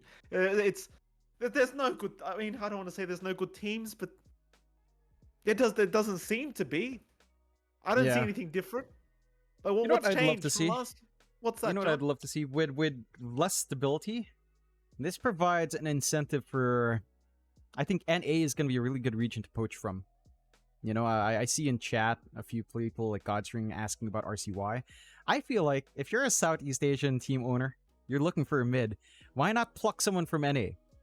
Right? Because sure, it might be a little bit costly to maintain them on salary, but these are basically, a lot of these NA players didn't play with too much of a salary anyway, right? So pulling them in with a salary to sustain themselves with a team house, giving these players maybe a more on paper competitive region to scrim in would be pretty amazing. I'd love to see RCY in the Philippines. I want to see that kid spread his wings. I don't know if he'd take that jump. He is very young, but I feel like RCY could be the next deal. Like the next Abed, except he's already in America. So I'd love to see RCY take the reverse direction, go from America into Southeast Asia, and join the team. I'd love to see that kid here. No, I'm with you. I think RCY was the standout when I was in NA casting with PGO. RCY was the kid. I was like, this kid's good. I mean, this kid. And you know what, John? I'm gonna say it. I'm a humble man, but I'm gonna say it. I've got an eye for talent. I was there when I was shouting at Japoy. I told you Savage was gonna be a big name. I told you Gunner was gonna be a big name. I told you Jack, he would be. Yeah, I told Jonathan, I've got an eye for talent. And when I saw RCY, I said to myself, this kid's got some fire in him. I see he's got that bloodlust in him. You watch a player and he makes plays where you're like, man, I'd never do that in my lifetime. That's the dumbest play I've ever seen. But it works. It works, doesn't it? I like that. And I think the kid's got a bloodlust in him. I think he needs to activate it a little. You know what? Bring him back to PH. Bring him back to the Philippines, right? Bring him into the jungle. Let's get that real, let's get the blood pumping for the poor kid. He's had it too comfortable, Jonathan, in North America, out there eating Jack in a Box and staying in hotels. And come back to the Philippines. Come back to the humidity. The mosquitoes. Go to Zamboanga. We'll get the Master Bake Shop, Jonathan. Yeah, the real tough stuff. Not this USA crap. Let's come back home, RCY. We'll take care of it. Could you imagine if we brought those? I'll find a damn house. If we brought these Phil-Am players back, like bring back Flea to the Philippines, drag him back. Even if you won't want that, bring Bryle back as well. Drag them all in. I don't want to go back. You're coming back, Bryle. You're coming back, Flea. That'd be hilarious if that would happen. I would love to see that. Flea's a monster, though. Every time we he is a monster. He is insane. Did you see the interviews? Did you see the interviews I had to go through with that guy? Oh yeah. I mean, we did a couple of them together, like when with Tour 3 especially. Like that guy is Flea special. His old ladies, his hot single ladies in his area that he used to always talk to us about. Oh god, real sicko that bloke. Real bloody sicko Flea was. I'm gonna miss that. Like again, DPC takes that away. You're not gonna see. I don't know. I hope something comes out for NA because I feel like that's a region that doesn't get viewed as much as it should be. Like on that topic of NA very loosely, Bait won a tournament recently, and You know, I remember what we were saying. Remember what I would say every single time we'd cast bait. That Dendi is actually really insanely good Yeah, still. He is, he's and still he good. proves it. Like he proves it. Sure, maybe that tournament they play is not the most competitive in the world, but then he still has it. You know, if he has a good roster around it, then they can do it. Mind you, Team Tickles with Force still in the Philippines. He was on ping. I don't know why Force is still here. I don't know. Force is insane, Yeah, but at the same time, Bait won. yeah, they did win. Props to Dendi. The MMR is just a number, Jonathan. We've talked about it many times, and Dendi Ping proves is it just once a again. number. It's just a number, Jonathan. That ping is just a number as well. That's all it is. Yeah, props to him. I was happy to see Dendi's. He still has it. He's still out there winning stuff. It's very Mhm. pog. It's very good. Very happy to see it. Anyway, moving on, Jonathan. We've had our rant about these. I mean, I don't think I'm quite done with how bad these rosters look, but they look quite bad. So we'll see what happens. We'll see what happens. Yeah, I do hope there's some tier 2, tier 3 tournaments coming out because I I hope think so these too. rosters going to need some practice. I don't think Oh yeah. we've these all-star rosters are some of my most hated things to see. And I'll Yeah, tell you why. like Because you ask any player in SCA, any veteran player, you ask them, what is the problem? Why can't SCA teams win tournaments? And they all have the exact same response. There's no good captain. There's no good leader. Nobody talks in the game. Everyone's just making calls left, right, and center. I remember during Boom, I went up to Gary and said, "Who's the captain?" He just looked at me and shrugged. So I don't know. I think it's Tim's. You think it's Tim's? Is it Tim's or not? I don't know. I think so. He talks the most. It must be him. You know what I mean? Blacklist rivalry. Who was the captain? We think it's Cuckoo. Well, is it Cuckoo or is it not Cuckoo? Well, we think he talks the most, so it must be Cuckoo. There's no if the problem is we don't have any good captain, I don't understand the complication. You're all really good players. We all know you have the mechanics to be good. Perhaps one of you should go do some slam poetry or something, gain some confidence. I don't fucking know, Jonathan. They've got to learn to talk up a little bit. I feel like I could go captain a team at this stage. I'll be frank with you, John. If all we're lacking is someone to make in-game calls, is it really that hard to just be like, yo, just do this or do... I don't... Apparently it's captains that are the problem. Apparently that's what it is. It's what I get told every time by these SEA players. Go on, John. Yeah, I think there's a lack of direction. I think if you look at the successful teams, the teams that did manage to go to lands in Southeast Asia, again, Talon's one thing. I think Jabs was definitely acting as captain, but he also had experience from his time in Fnatic. I think all the other rosters that we've talked to have been mildly flexible. Normally, from what I remember in discussions, it tends to be your pause 5, pause 4 calls the shots in the first 10 to 15 minutes, maybe up to 20. Then past that point, once the carry is ready to play, the carry or mid tends to call in. So that can be a bit more fragmented, I think. And I think it's less about captaining and more about maybe the captain not able to steer the team on the same page. Right. Maybe there's just disagreements on how the game's supposed to be played. So I think it's mainly chemistry in that point. So that's what I'm very, very curious as how you fix that, because I think that's just working on team building, working on communication, working on understanding. And I think Southeast Asian Dota, especially from the pub sense, is very solo player oriented. It's really not about teamwork. I've very little teamwork, and I think that carries over into our team play. So I think that's one thing that I don't think that's going to correct very easily. I don't think the pub mentality is ever going to change, but in team mentality, again, that needs time to work on. And well, quite frankly, you don't really have time anymore in this post DPC era. So it's just back to that issue. We were fixing that slowly, very slowly, but it does take time. Yeah. And now, well, I know how you fix it now. It just drives me nuts, John. There's so much more mechanically skilled, these players from the region. They really are. It's not even close. Let me tell you a story. I mean, you know the story, Jonathan. We got this hot off the press during the last ESO. What was it? ESO what? You and I were casting it? It was a LAN. Was it Malay? Was it Genting? The one where the Genting? 1v1s happened. And no, Yeah, we weren't Genting. there. Armel was the Kingslayer. Yeah, Armel Ginting. beats Samel in the 1v1 mid tiebreakers. Yeah. No, it wasn't that. It was something else. Bob. Anyway, look, there was 1v1 Yeah, Bob tiebreakers in in Mia Silver. Riyadh. Yeah. In I Riyadh, think it's, okay. yeah. So Riyadh happened. Bob was there, part of execration. 1v1 tiebreakers are happening. Bob's in the finals against I don't know who. I can't remember. Bob was playing a 1v1 somewhere. Our admin says, this is a true story. Our admin was standing right behind Bob. Bob's already, it's 1-1, I think it was. Bob dropped a death early. So Bob messed up and died once, if I remember correctly. So he was already one death away from losing. He comes back. It's now 1-1. Remember, 2 deaths, and I believe that's the 1v1's over. As far as I remember, that's the rules, right? So Bob, he was at a stage where he needed 2 raises, I think it was, to kill his opponent. And again, I apologize, I cannot remember who he was versing.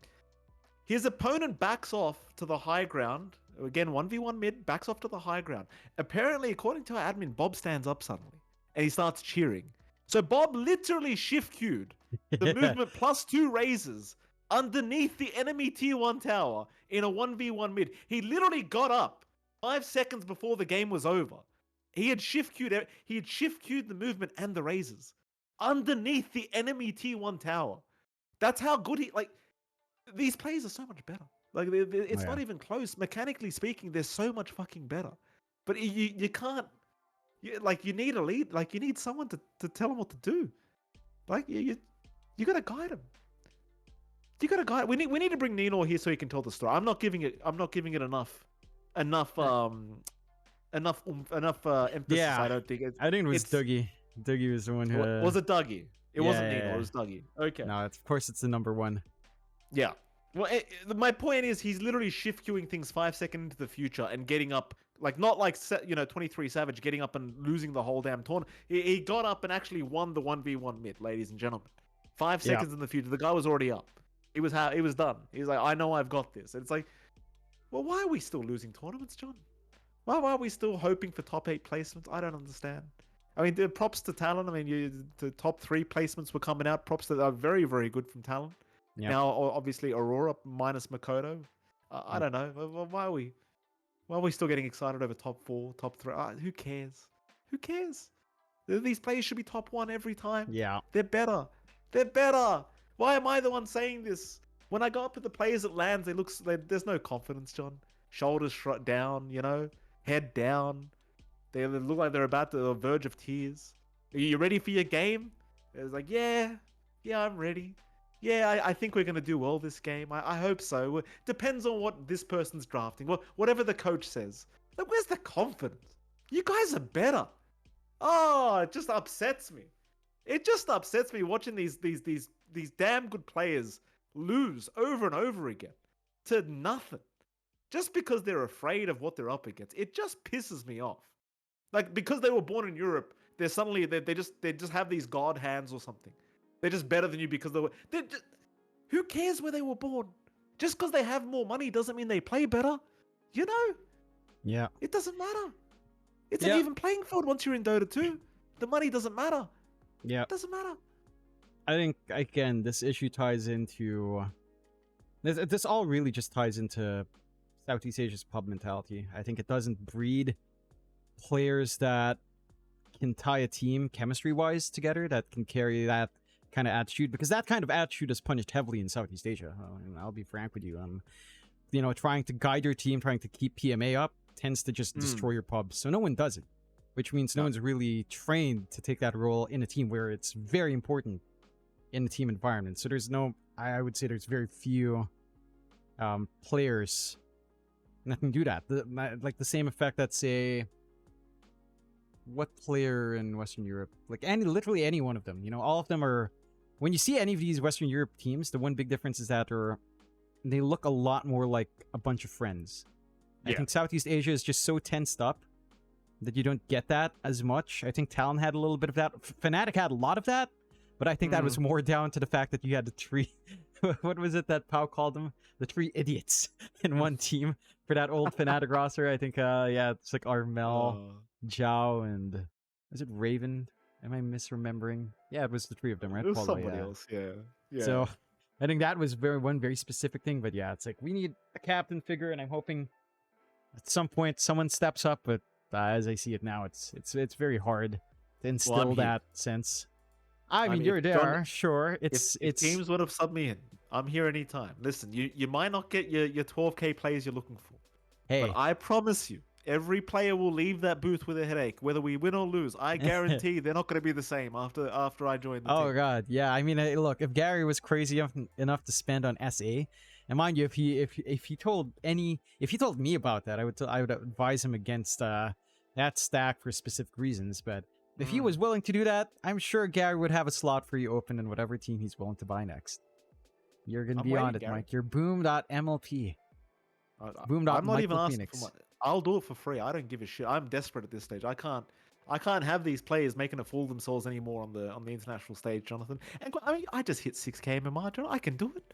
You know, I'm at my peak now. I mean, 32 years old, still at my peak, still moving up, Jonathan. I think I could fit in the team. You know, I could tank a few ganks for the old boys.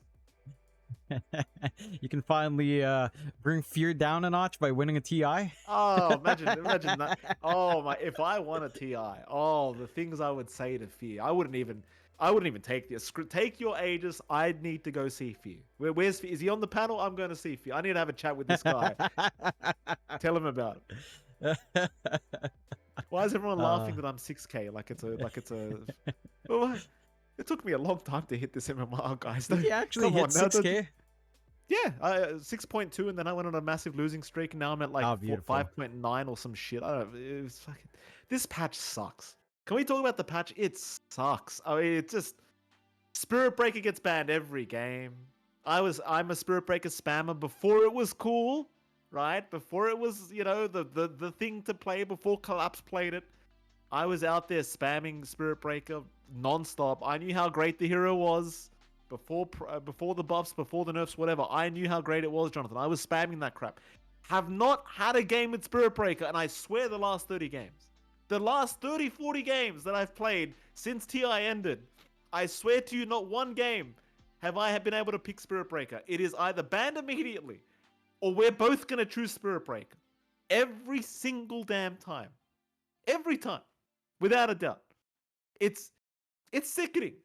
And then the Spirit Brothers, what kind of changes were those? We changed rolling boulder delay? Rolling boulder delay for what? For what? The hero sucks. Mid-Earth Spirit's good for like 2 weeks. They play him like twice at TI. And we've got to nerf rolling boulder by adding delay? Why? Well, why does Ember Spirit Sleight of Fist have delay and Remnants have delay now? Well, why is that? Yeah. Void Spirit got that. Why did we add delay to the animations? Why? You know what this is, Jonathan? These are Rainbow Six Siege changes. If anyone played Rainbow Six Siege back at its peak, about maybe 3-4 years ago, it's awful. Rainbow Six Siege was a great game. It was an incredibly fun game. Very close to Dota in the sense that it was strategical. You had to work as a team to win. It was hard to win on your. You could win on your own, but it was very hard, right? So it was basically Dota's. It was an FPS it was a Dota version of the FPS, right? It was an FPS that was basically Dota in the closest thing you'll get, right? And then they just started making unfun changes. Oh, now you can't swing your, you can't crouch as fast anymore.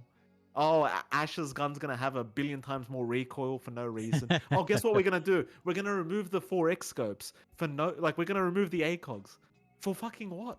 Why are we moving scopes from the game? Why did you do that? You know, they weren't nerfing like the rate of the fire, like the bullets that were coming out of the gun, or they didn't nerf the speed of the operator. They did awkward animation changes, and they added recoil to guns that people really enjoyed using, and then they took good scopes away. Like, why'd you do that? And then you give me these patches where the Spirit Brothers are now, all their animations are delayed, and they just feel like, it feels like I'm playing Jakiro now, John. It's like Jakiro. It's like Old Lion before they changed this stupid attack animation. Remember Old Lion, John? Yeah. The guy used to swing his arm like he was throwing a baseball every time he attacked. Every single time the guy's swinging and breaking his shoulder to just throw that little piece of shit attack. That's basically what I'm playing now is the Void Spirit, Storm Spirit, Ember Spirit, Earth Spirit. It's all the same. It's so slow and boring. Yeah. It's so clunky. Why? Yeah. I don't know. This patch has been really weird. Like ever since the Ember changes, I think it's been really awkward, Oh, that direction. I think the Ember nerfs were the big one, and I think the game's in a weird trajectory. Mind you, your complaints about Spirit Breaker, I think, are unfounded. I think Spirit Breaker is a no, ban every game. no, It's an annoying hero. It's an annoying it's hero. not. You're just playing. You loved him before, but he's busted right now. Even post nerf, he got what, 1 second minus cooldown. Like, wow, what a nerf! It's really gonna stop the Ags and Octarine build. I think the meta's weird.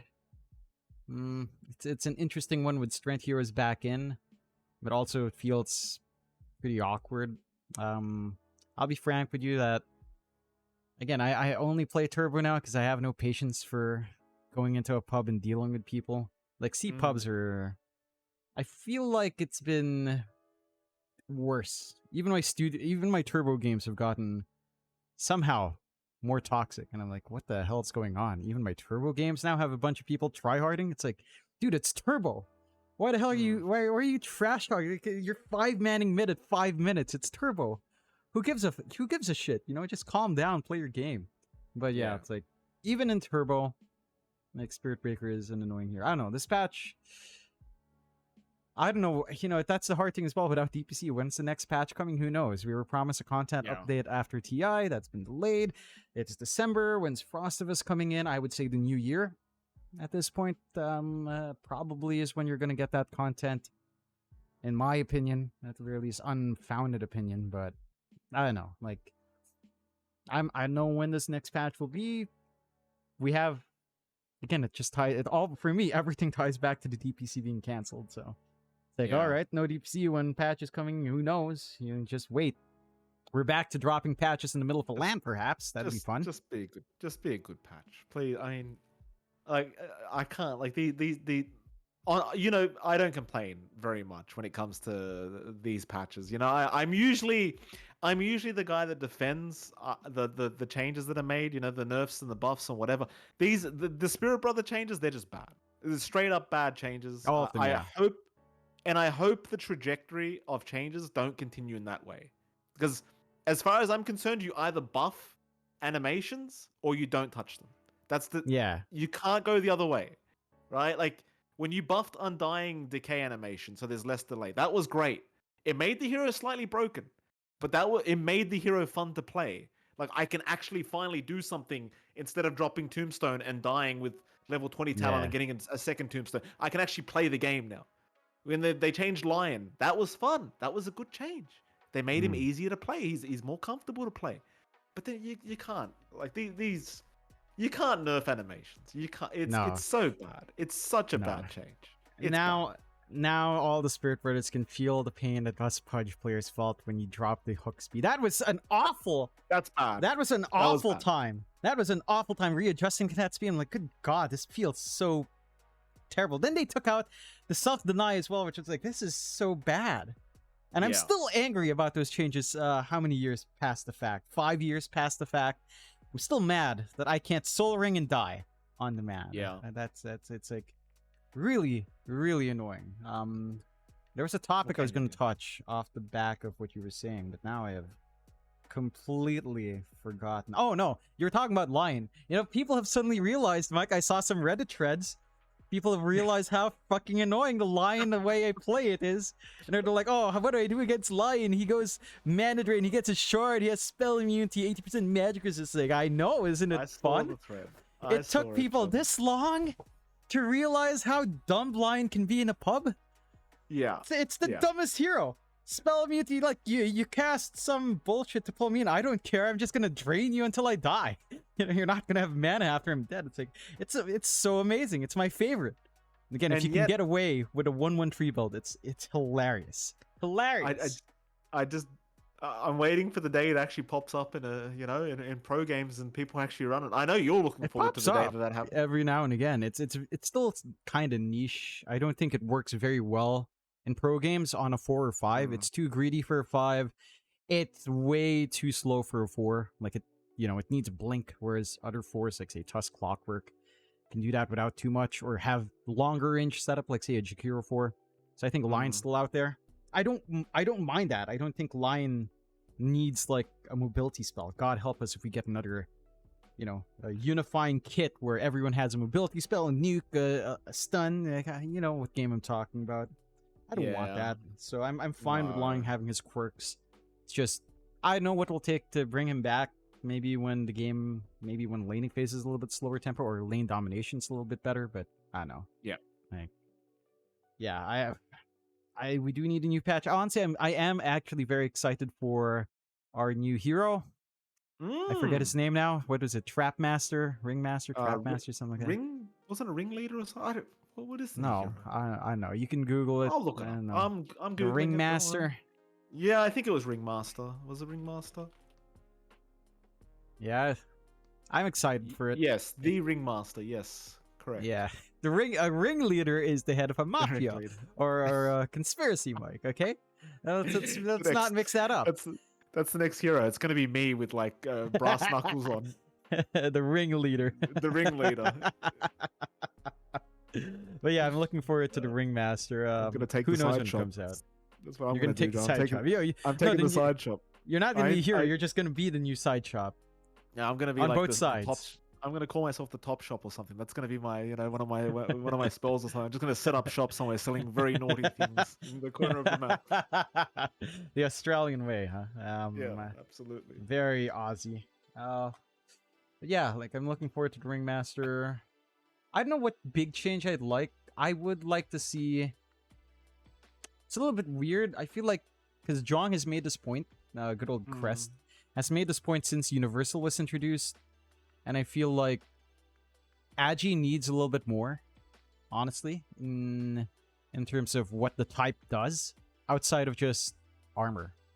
I think either Agi or Int could use a little bit more. I think in those ability types. I don't think it's as pertinent now with nerfs to Uni, to the individual nerfs they've done to Universal types, but I want to see course corrections by buffing everything else rather than nerfing. Again, right. I'm not Ice Frog. Ice Frog knows best.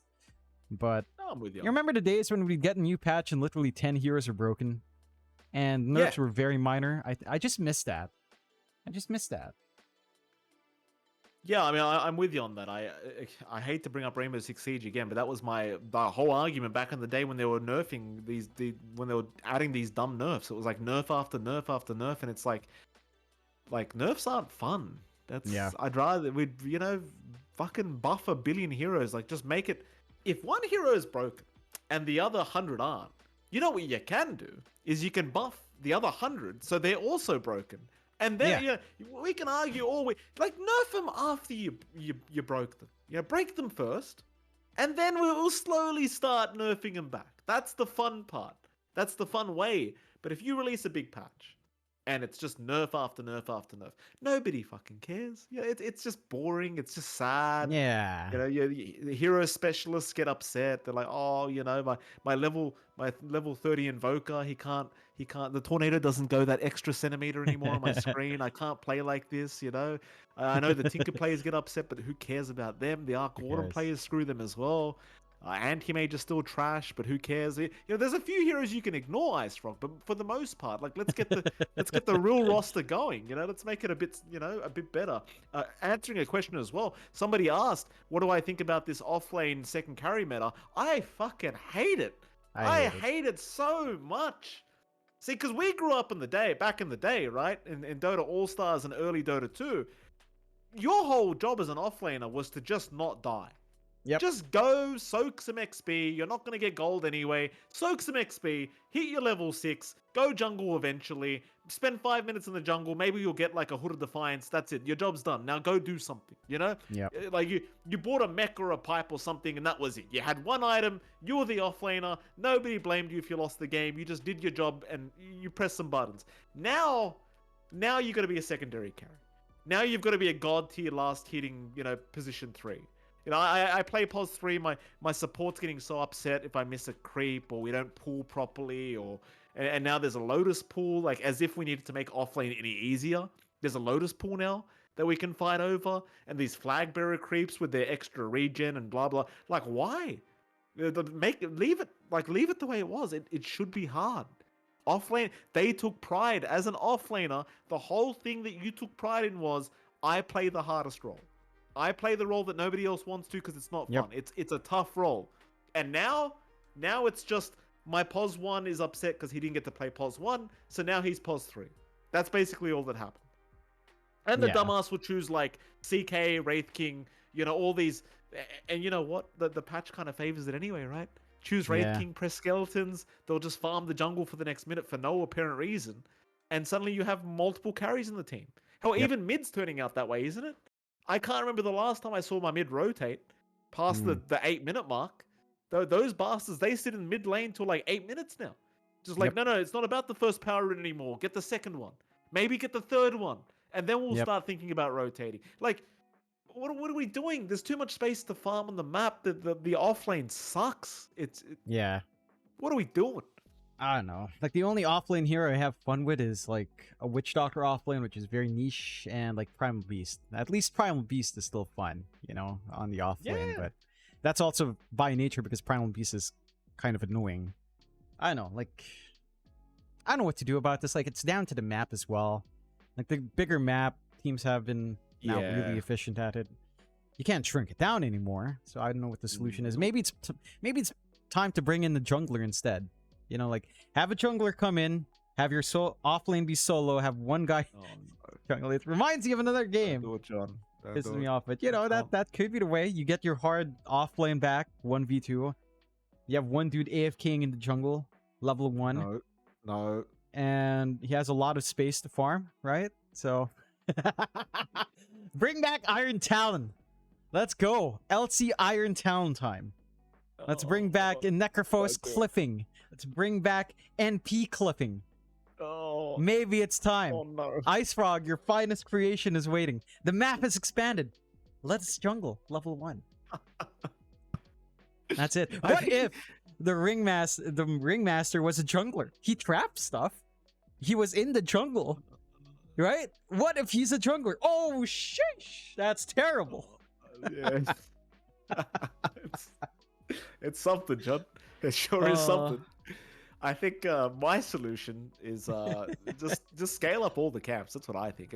Remember that patch where they added the whole jungle thing, and they're like, oh, now the jungle creeps are gonna hit harder, and they're gonna be. And they were painful. They were for like a week, and now they're and like, then they got nerfed. yeah, now it's just nothing. It's like, well, did Arme like cry, or did RTZ cry? Is it too hard to hit creeps now, or what? Like this is a Dota 2 game. We're not playing League of Legends where everything's everything's handed to you in a nice golden platter. Like this is Dota 2. The creeps should be able to kill you. It should be hard. Yep. You should be. die in unfortunate ways. Like when you dig for that with that trusty shovel and the cobalt kills you while you're agimorphing as morphling, that should happen. That should happen. That's a risk you took. Right? You're playing Dota. This is not League of whatever. Like this is Dota 2. Right? It should be painful to play. You know what would happen? You know what would happen once you make the jungle harder? Both teams will, instead of contesting each other's camps, will just 5-man farm a stack. That's all that'll happen. I'm pretty sure at some point. Just change every jungle camp to tormentors. Every single camp is a tormentor now. I play that you. custom mode. No. Enjoy Make that. every single camp the Prowler camp. The most hated Yeah, camp in exactly. Dota 2. No, all you get are Prowlers and Golems. That's it. That's all you get. Like ancient Prowlers and ancient Golems. And then you will never clear those. I was upset they took them away. Like people were like, no, to get rid of the Prowlers, they're too hard to deal with. Like, what? What do you mean too hard to deal with? They're literally standing there asleep. You have infinite time and resources to plan how you're going to deal with the Prowler camp, It's not that hard. What is it? It's not efficient, Jonathan. They've got to use their brains while they're playing the game. God forbid. It's not efficient. It's not efficient. I wasted a second. I walked one way, the wrong direction. I wasted 2 pixels of movement. My game's over. I'm never gonna be your Toro. I'm never gonna be Arme. I'm never gonna have their farm efficiency. Like, get over it. It was hard for a reason. You're playing Dota 2. If you want to play on easy mode, go play chess or Minecraft or I don't know, John. Easy. Good God. Like against bots, John. Something. I don't know. Just go play pinball or something. Like this is Dota 2. It's hard. It's competitive. That's the point. Why are the jungles so easy? Why is it like this punching? Just replace the jungle camps with punching bags, John. That's all they are. Just do that. That is. Why are we That wasting really is. time Can you hiring imagine? graphics designers and Can you animators? Why are we imagine doing that? Lycan dominating a punching bag and it runs at max speed? Terrible idea. No, I don't know. I think we need some additions. I think they need to buff the Ogre Bruiser's wind up for his hammer to just be instant. Instant Yeah. 250 damage nuke. And Yeah, twice over I with agree. the 2. I think that should be done. I think all these creeps should be spamming way more of their spells. I think they don't spam it enough. I'd like to see more carries die in I jungle agree. at minute 9. I think that'd be hilarious. Yeah, no, I in all seriousness, no, I have no idea how to fix the state of the game. I Add think, some RNG. Add some more RNG. Add it so like if you kill like some creeps in the jungle, there's a chance they could respawn instantly with like double damage. That's what I think. I legitimately think they've got to add something stupid to the game, like to make it because these pos ones, man. Like you want to know what casting Dota 2's like in a meta like this, ladies and gentlemen. You're watching the POS one do his thing. You know, Yep. we ignore the POS one. We know. John and I know there's nothing to talk about. He bought Master of Madness. Hale fucking lawyer. You know, he's gonna farm. Let the boy farm, right? He's got his Mjolnir, Battle Fury, or whatever. You go to the mid lane, you look at the POS 2. Oh, Japoy's gonna do something crazy. Japoy's hitting creeps. Alright, I'm gonna go to the off lane. I'm going to the off lane. I'm going to see what Saberlight's doing. What's Saberlight doing? Saberlight's hitting creeps. He's just about to finish his Helm of the Dominator. And you know what's going to happen after that, John? He's going to go farm a Helm of the Overlord. And then maybe after that, he might go after the tier 1 top tower. Maybe. So let me go to the POS 4 roll. Let me see what Tim's is doing. Tim's is stacking camps. Arteezy's upset, John. There's not enough creeps on the map, so Tim's is out there stacking the damn triangle. You know, he could be setting up fights, but no, God forbid. Throw Tim's in the triangle. He's got to stack up some camps. POS 5, what are they doing? We're just tanking ganks. That's all we're doing now. We're standing in awkward positions and tanking ganks the whole fucking game because nobody wants to hit each other. Nobody wants to. You know what it is? Dota 2's a Mayweather fight. It's Pacquiao versus Mayweather now. Yes, that's what it is. there you go. That's the is. appropriate one. Yeah, That's what it is. That's it. It's just defense. It's turtle. It's just turtle defense the whole fucking game. It is. It's like who can farm faster. Everyone was so impressed Yutoro won a second time. I wasn't. He just farms faster. He's a good player, John. He's a good player, but he just farms faster. That's all he does. You know, I shouldn't say that. Yutoro is actually a really fucking good player. But you get my point. That's the meta. Who farms faster? Pretty much. I don't know. We need to fix it. Well, not we, but you know, it needs to be changed. I know how. Like once you open this bigger map, you can't shrink it down. What if instead of shrinking it down, they just make it a wasteland? Like no neutrals instead. I know what you do. Power ups. That sounds really dumb. Maybe they give you a buff for controlling all the outposts in the game or all the watchers. I don't know. Something needs to happen. Yeah. Force fights. It's just. That's why I play Turbo, because it's always a fight. At the least, the meta in Turbo is like 5-man, minute 5, which is fun. It's not real Dota, but it's a fun version of Dota. And that's why I love Turbo. But actual Dota now, it's just like, I don't know, like it's too efficient. And I don't like pinning the blame down to one team, but I feel like this trend really began with Aoi and Tundra last year. Oh, yes, it did. Don't you agree with me? I think before there were more regional distinctive styles. It wouldn't coalesce. Tail on the donkey, John. Pin it. But I mean, Aoi just was so efficient in the game. He made Tundra so efficient that literally now efficiency is key. It feels like we're looking at KPIs in game. You know, it feels like that. Like, oh, have you stacked this well? How many creeps are you hitting per second? Not creep score total, no, per second. That's actually really good. It's like we're doing productivity reviews every week. You know, it's like how many creeps did you hit this week? You know, this week did you hit your target? we're gonna straight. It brings me back to some moments at the banks I used to work for. Let me tell you, John, there's some fucking toxic stuff when it comes to productivity reviews. But yes, you are correct. AUI 2000, we blame you specifically, sir. I mean, congratulations on winning TI 11, but you probably did do this. Either it's too efficient now. It's just too much min-maxing. It's just too much. It's too much. And I mean, can I just say as well, I mean, props to Tundra for winning TI 11. Such a boring finals. I mean, holy shit was that fucking boring. I was there for my first TI. I have never been more bored in my life. We literally left early. We literally left the building. I could not watch anymore. The funniest thing is, you and I were there. We were watching Liquid versus Secret. we were there, Yeah. and it's like, all right, we were seeing, all right, a bit unfortunate. Liquid looked pretty bad. Secret managed to Yep. beat them. Oh, it's all right. And I looked at you. It's like, you want to go back? Because I knew what was going to happen. And Yeah. that was just, we watched in our hotel rooms, we were messaging each other, watching, but I was like, I'm not sticking in the arena to see this finals. I know how it's going to go. I know it's going to be a Wraith 3-0. Pact. Wraith Pact, Yeah. Pipe, Mech, I whatever, mean, Guardian Greaves. again, to be fair, like, there is a good reason why everyone tried to copy Tundra, and why, to an extent, you kind of have that efficiency mentality up till now. To an extent, I think Team Spirit mildly breaks the mold, but I think. yeah, it's like, I don't know, like, we need something. At least the Team Spirit's entertaining. I think the Yeah. problem is Team Spirit just doesn't have competition now. Like Yeah. when they're hot, they're just too hot. Those guys, it's just too much. Like they're just too good when they're too, like when they're good, they're really good. It's like there's no like midway point for those guys. They're just gonna go down the toilet, or they're taking the whole thing. And I think when they're taking the whole thing, it's just impossible to beat them. But I do think it goes back to the game. I don't think there's enough RNG. I don't think there's enough weird things that can happen anymore. I know they're trying with the Lotus pools and the Tormentors, and I just think you need to make the game that much harder. Just make it really hard. Like I don't know. There's too many creeps, too much gold. And as a support player, I'm telling you, there's too much gold. Like if I can get 6 slotted as a support, there's too much gold. Yeah, I think that's the issue. I think the jungle is still worth way too much. And it's funny because we've talked about this issue for at least 3 years now, I want to say. I think before the DPC, you and I were already complaining about. I think it's a little bit of a different issue then when, stacking was insane.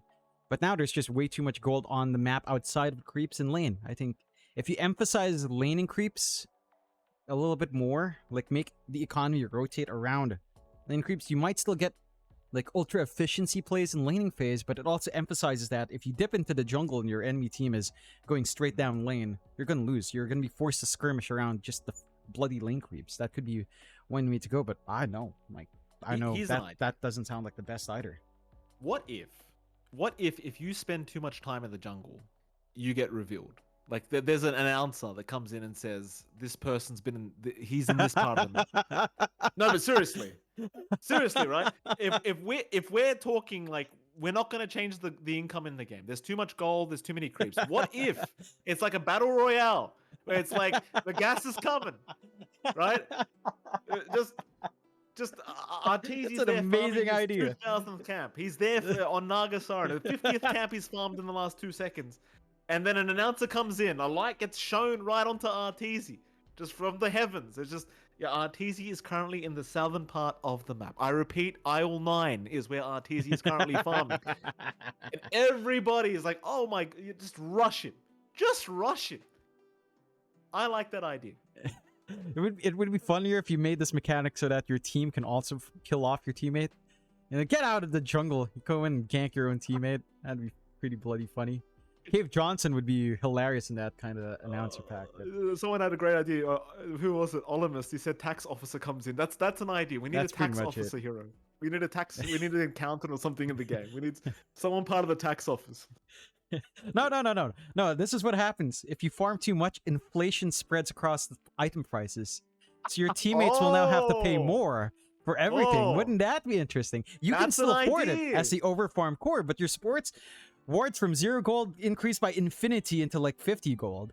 Sentries start to cost 200, Teleports, they cost up to 300, or something like that. That'd be funny. I don't think it's great, but it's funny. I am legitimately going to say, like, all jokes aside, that is one of the greatest ideas I've ever heard. That is legitimately inflation-based item cost. But why not? Like, if we're following themes in the world, right? Why not? Like when the battle royales came out, we had, wasn't that when Ag's Labyrinth started happening? And all the mini game. You get my point. Why can't we have that? Why can't we have just inflation takes over? The economy is now in ruins. Interest rates have risen. It's currently Jova. You can take out a loan. Your team has a credit score, and you can take out a loan for the supports to buy shit. It's terrible. That's terrible. Oh my god. So not only do you have to be mechanically skilled playing Dota 2 now, have the positional awareness in game to track where everyone's at. Imagine You bring need the an Haas economy back. degree. The Haas is going to come. Then the Haas are playing now. The economists are playing the game. Yeah. Your Pause 5 is not even playing the game. He's just running the numbers. All right. Keep farming until we reach this rate. Keep spending to keep the inflation down. You take a loan out to buy your 4 staff. Yo, bro, I'm gonna sell my Heart of Tarask. No. You use the equity from the Heart of Tarask. It's gone up in price. Use the equity. Anyway. Can you pull a short? You can pull a short on when your towers fall. No, I'm shorting my tower at 5 minutes. So, who needs gambling sponsors when you've got shorts in Dota 2? That'd be amazing. That'd be amazing. Oh, that's actually the greatest idea I've ever heard, John. I actually want that to happen. Oh my so god. Bad. Anyway, I think there's great ideas Dota 2 could come up with here to try and make these things happen. Jonathan, we'll have to wait and see what the old frog has got in mind, as my wife appears to be calling me on the phone now, which is very, very scary. Let me tell you, it's very intimidating. Anyway, though, I wanted to bring up another topic, John. Couldn't help but notice. Worlds happened recently, is what I believe they call it. The Riot version of TI is the way I like to put it. You know, it's what was it? A T1 one again? That Faker kid, the one that they call the GOAT of League of Legends, one again. And my first thought was, if you've won four worlds already after like just a little bit over 10+ years, isn't the game kind of trash? Like, could you imagine? Could you imagine, like, if OG just went on to win four TIs, you wouldn't say OG's the best team. You'd say that there's a problem with the game, is the way I think about it. Because there's only been, 12 TIs, maybe 12, 13 worlds. I don't pay attention, right? Yeah. But if you've won 4 times, you're not the GOAT. The game's just shit. The game's shit. Yeah. You know? Sorry to take away the success the guys had. The game's just trash. If that's the way I see it.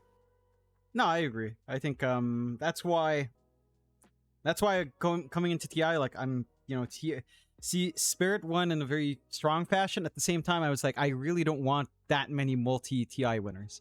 I feel like if OG was the only one, it's a good note. If more people start to win more TIs, I feel like I don't know, like, it's not bad, but it certainly makes it feel, for me, there's just something in my mind that makes you feel like it's not good. You know, it's like, I'm glad for Spirit. I hope we stop at just 2 times. I hope no one else will go past that, because again, I want to see other people win. I want to see people rise up. I want to see the game change. And we'll see. But yeah, I do agree with you. It's funny because I really didn't give a hoot about LCS. The only thing I know is that, Faker won. It's like, all right, Faker won again.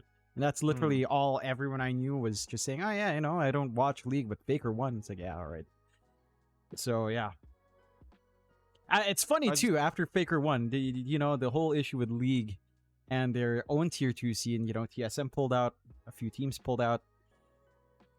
It's a bit funny after your World Series there for League. Yeah, I mean, I don't know, I heard people complaining that the meta, it was made it boring to watch or something. I'm like, I said, like, when has this been? When was it fun? You people? When was it fun to watch? I say it all the time, and I mean this with full sincerity. The best casters in the world are League of Legends casters, and I will tell you that is simply because I have never seen people able to make trash sound that good. Right? If I put a garbage bin, if I put a trash can in front of these people, and I said, you need to talk about how great this trash can is for an hour, these guys would be able to do it. And they do a great job. So I never want anyone to feel like I'm making fun of the League of Legends casters, because those guys are great at their jobs. They really are. Because I'll tell you what, if I was casting that game and it was that bad, I would have been fired a long time ago. It's just so bad. So bad. Oh, and then they're celebrating that this Faker kid won 4 times. Like, who cares? Fucking cares? The game's so shit. It's basically Mobile Legends on PC, isn't it? Is it the not, reverse? though? But yes, it's the reverse. It is. Trash is trash, John. I don't need to put my trash in order. Trash is trash. Hey! M5 is happening. Okay, M5 for Mobile Legends happening right now in the Philippines. I think Blacklist will win it, if not Onic. I don't know. I don't even know. But yeah, it's like you are right. It's funny because the League on phones, Wild Rift is considerably worse than Mobile Legends apparently, which is funny. All they had to do was just make the same damn game. I don't know how they messed that pooch up, but yeah, Yeah, it's a that's what I funny said. time. That's what I said. I was like, hold on a minute. Like Pen Donkey or whatever his name is, he literally copied Dota 2, right? Like Dota All Yeah. Stars. The guy worked on the game. You know, it's not literally copy. He didn't just copy the homework, John. He's done the homework before. And he went and stole all this stuff, deleted the Dota 2 website, done all that crap, and then creates this trash. Like, come on, man. Like you just copy the old stuff you did. What did Yep. you do? Like, what is this? What is this?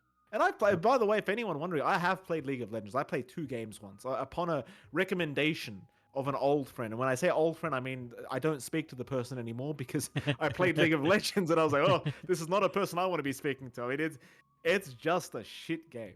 It's so bad. And there was that pro player that recently came out from LCS or whatever the fuck it is saying that it's better than Dota. Like, who the hell who's this kid to talk? You watch your damn mouth when you talk about Dota 2. Like, this is like talking back to your father. Right? Because Dota 2 or Dota All-Stars is essentially League of Legends' dad, right? League of Legends players don't like to admit it. But Dota slept with your mother. That's basically what happened. We're your dad. See, that is it. This is the hierarchy of strategy game players, right? Yeah. If you can't play StarCraft or Warcraft, you play Dota. If you can't play Dota, you played League. That was the hierarchy, you know, like that. That was it. Like, literally, it sounds like a diss in Dota 2 players, but legitimately, that's the reason why people played it in the Philippines. You know, no one played Warcraft multiplayer because why would you're controlling a million things? You have one hero to control. The hero is the fun part, so you play Dota instead. And if you couldn't play Dota now, well, nowadays you'd play League.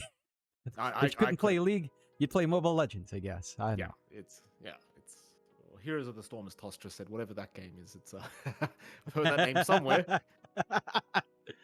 Anyway, I just it's good to see that there's still League players out there trying to keep the drama alive, but I think at this point it's pretty dead, honestly. Like, it's that like drama. you're standing on an anthill. Like it's Yeah, I mean, I think most people understand that League is the simpler game.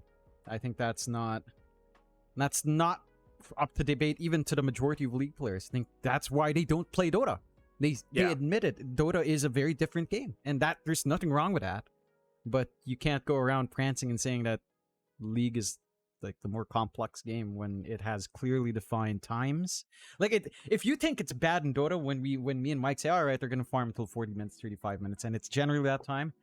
League is very defined at every single phase of the game. So oh my, it's so. I mean, I watched a couple minutes of that crap. I get it. It's so boring. All right, and like I said, the casters are incredible.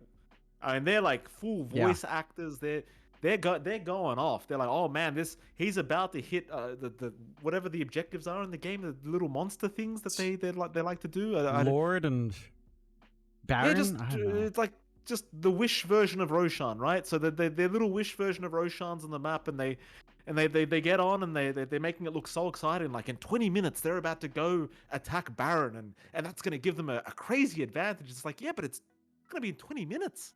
You got to fill the time for 20 minutes. And John, you and I, we're good at filling. We're like the kings at filling when nothing's happening. When it comes to casting, these guys are incredible. They wrote the book on how to fill during nothing. They are literally watching paint dry. Yeah. And they made it sound exciting. I don't know how they do it. Props to those guys. They are the best casters. They really are. It's funny. I think they are actually, this is also not a shade. They are legitimately, I believe Riot does train their casters to speak about the game in a certain way. I imagine they do. I imagine they have to. That also is like, tells you that if a game is so predictable that you can actually plan out in very, in a general sense, but the fact that you can even plan out flow for this talk is, I think that is a cause of concern, that it as for your game. So yeah, that speaks for itself. I think Big Daddy Gabe Newell's got a good point. Spanish soccer casters. Yeah, I mean, soccer's another one, I suppose. And yeah. Don't sleep on golf casters. I love me a golf. golf Yeah. caster. All they're like, it's going in, it's coming in. Oh, so close, it missed the line. That's it. That's the hypest. Unless a shot goes in, then can you believe it? Never in my life have I seen that. And then that's it. Everything else in between, it's like, oh, just You gently. could have been a golf caster. You I could have could've. done it. Yeah. I could have. you I could have don't. done it. I've only done a few chips in my life, but I could have. You actually could. I believe, because you don't have the voice to go like wild in like esports and stuff, right? Which is why you're working as an analyst and not a play-by-play. But in golf, like your excitement level is like the maximum. You've hit the ceiling when it comes to golf. Any more and it's just inappropriate. It's Any more and it's inappropriate. like, yeah. You show respect to the sport of hitting a ball with a long stick. Okay. You show respect to it. The quiet, the respect. I'm new to this kind of podcast. What topic mostly they talk about? To be honest, we usually talk about complete rubbish most of the time. It usually goes from Dota to how bad League is, and then it goes to complete rubbish. But sometimes we mix it up. Yeah. Sometimes. Yeah. I know. Like, I know. Like, just closing out. It's like I am pretty damn excited for Malaysia.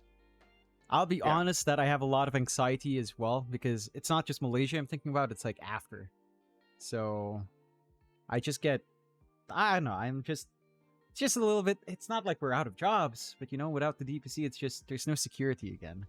And I think it's just, I mean, we've left that insecurity for a while. It's not going to be insecure per se, but the stability is kind of gone. It's just, who knows what happens, right? Like, I'm hoping there's news that hasn't been announced, but stuff like that. I think we can talk about this a little bit more. It can be a little bit of a tricky topic to talk about because we do work in the scene, so it's a little bit hard to reveal too much because we can't. But yeah, you know what, John? We're kind of in a weird point in terms of casters where we're like maybe just safe in terms of getting enough gigs to keep us happy throughout the year, assuming that things don't pick up.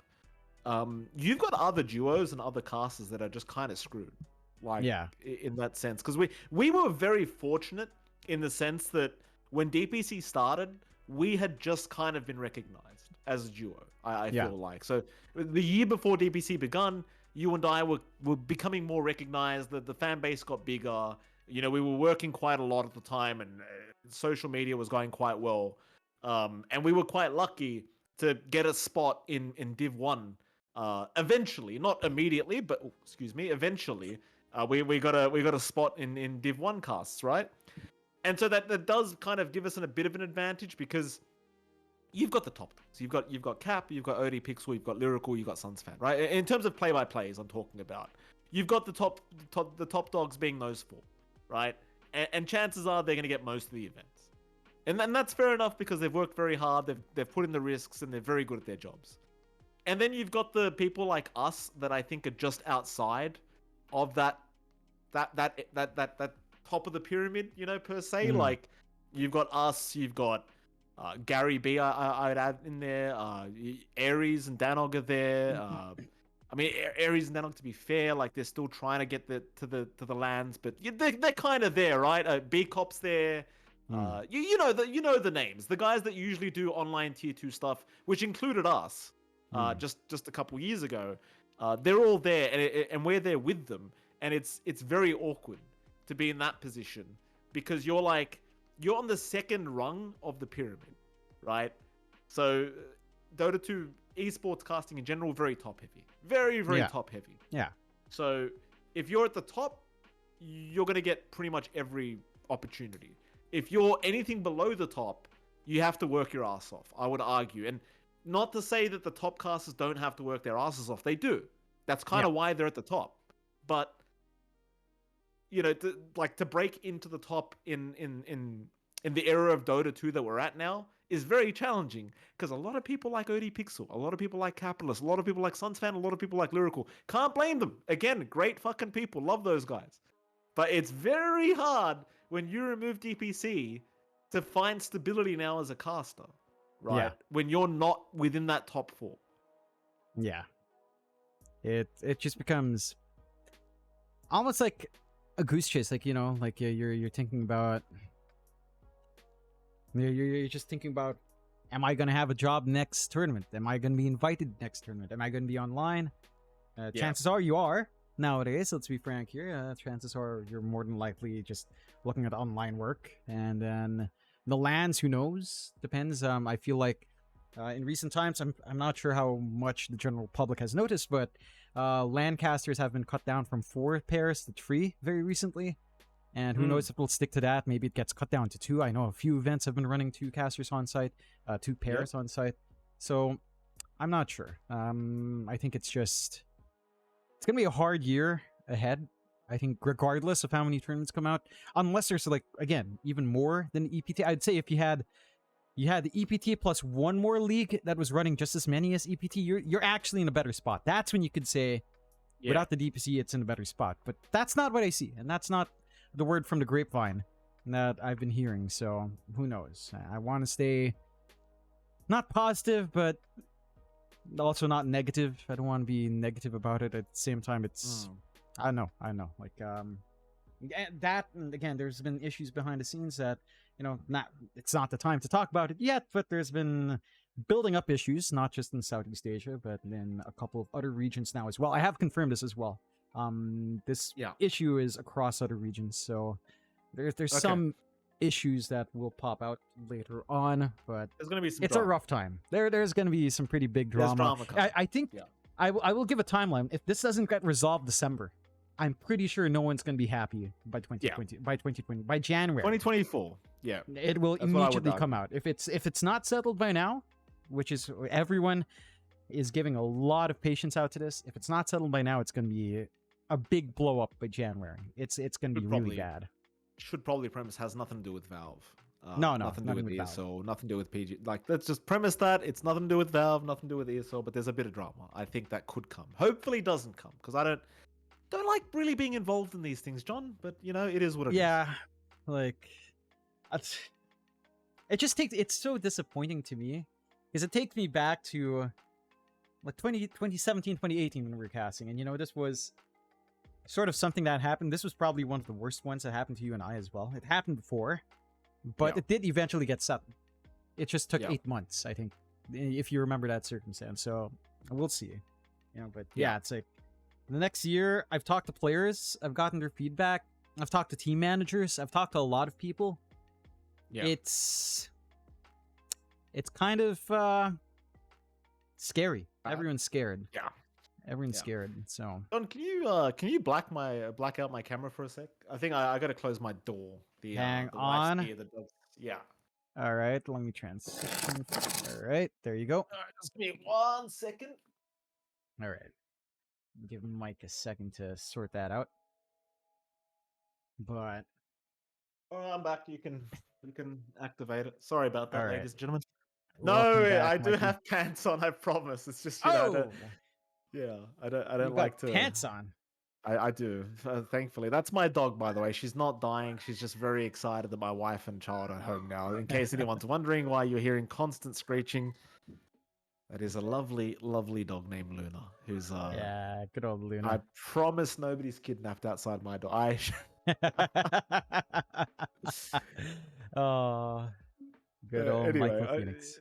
So there's a bit of drama. Anyway, but back to the point, the whole casting situation, it seems like they've lowered the amount of casting duos as well from 4 to 3 recently. And like you said, a lot of events are going down to 2 duos instead of 4. So that's pretty scary for casters out there that are looking for the opportunity to do a LAN. In fact, Mr. Aries is in the chat right now. I would say he's a big example of somebody who's worked really hard for a long time. As we had back in the day, and just poor guy hasn't had a chance. I mean, I know how it feels, John. Like, not getting an opportunity, it just fucking sucks. Yeah, because it's like, what the fuck are you meant to do? Like, you're working your ass off. You're trying to show everyone how great you are or whatever. Maybe it's just, and there comes a point where you just hit a limit where you can't get much better without being on the job. That's just the God's honest truth. You can't really get too much better if you're not, at the LAN where there's a full production crew taking care of everything else, and all you've got to do is just talk. Like, it's tough. It's real tough. Tough time. It's a tough time, and the scene will survive as it always does. It's just once you get a glimpse of that stability, it just feels sad to have to go back to that. So I don't know. It's a sad note to kind of close that on, but and that's the sentiment. That's the reality of it. There's no sugarcoating it. We'll just have to see. I've seen a lot of people as well before we close out asking about a LAN in Manila. I can say this is already public info. They announced it last year. You do have the Acer Predator finals in Manila. So there is that. And hopefully, I'm really hoping that this is like a signal that to hold everything back here. Because the Philippines hosted M5 as well for Mobile Legends, which means international teams came in. And I've been saying this for a long time. The Olympic restrictions on esports players, I think they've split that up. So esports players coming in don't do the drug test and stuff like that. Yeah, but I'm pretty sure it's split off. That was the initial issue. I just want to be quite frank as well. So the issue is drug testing, right? Am I incorrect? You correct me wherever you think I'm wrong. Correct me, right? Because I'm not 100% thing. But the issue is drug testing, right? Like the obviously players feel it's a bit intrusive to be tested for drugs when we're doing it. Yeah, they're just playing fucking games. It's esports, you know what I mean? Like, as long as they're not taking drugs that can enhance their ability to focus or whatever, chances are they're going to be just fine to play fairly. I don't. As much as I don't like anti-drug laws, I just think they're stupid. Is it that big of an issue to go to another country for a couple weeks and not take drugs? I don't understand. Like. Is that unfair of me to say, John? No. Is that unfair? No? No, I think it's fair. I think like if I went on a work holiday, for example, if I was still working at that shitty bank I was working at, and I had a holiday we had a work holiday for 2 weeks, but we were gonna work, but we just you're gonna get drug tested a couple times. You can't take those drugs. Okay, I'm at work. I'm a professional. Is that weird? I don't understand. Yeah, I don't know. Like, I'm hoping that, again, it's a sign that esports can be held on an international level in the Philippines. And the Philippines is probably the most hungry out of every region, out of every country in Southeast Asia. The Philippines is probably the most hungry for esports to be held here. Frankly, across the spectrum. And maybe outside of CSGO, I think CS is unfortunately not a very strong esport in Asia in general, but say League would probably be pretty happy here. Dota 2 would be very happy. Mobile Legends, as we've seen, is happy. Valorant would be pretty happy. Literally, almost every big esport, if they held it in the Philippines, would be happy. And I'd love to have Dota 2 back in Manila. You know, if not Manila, hold it in here. You know, we've got a pretty big arena here. Can come down to my city. Can go scuba diving on the off days, Mike. It's not that bad. It's pretty good. That has been the thing that's been lacking in Dota for a long time. Is a tournament back in Manila.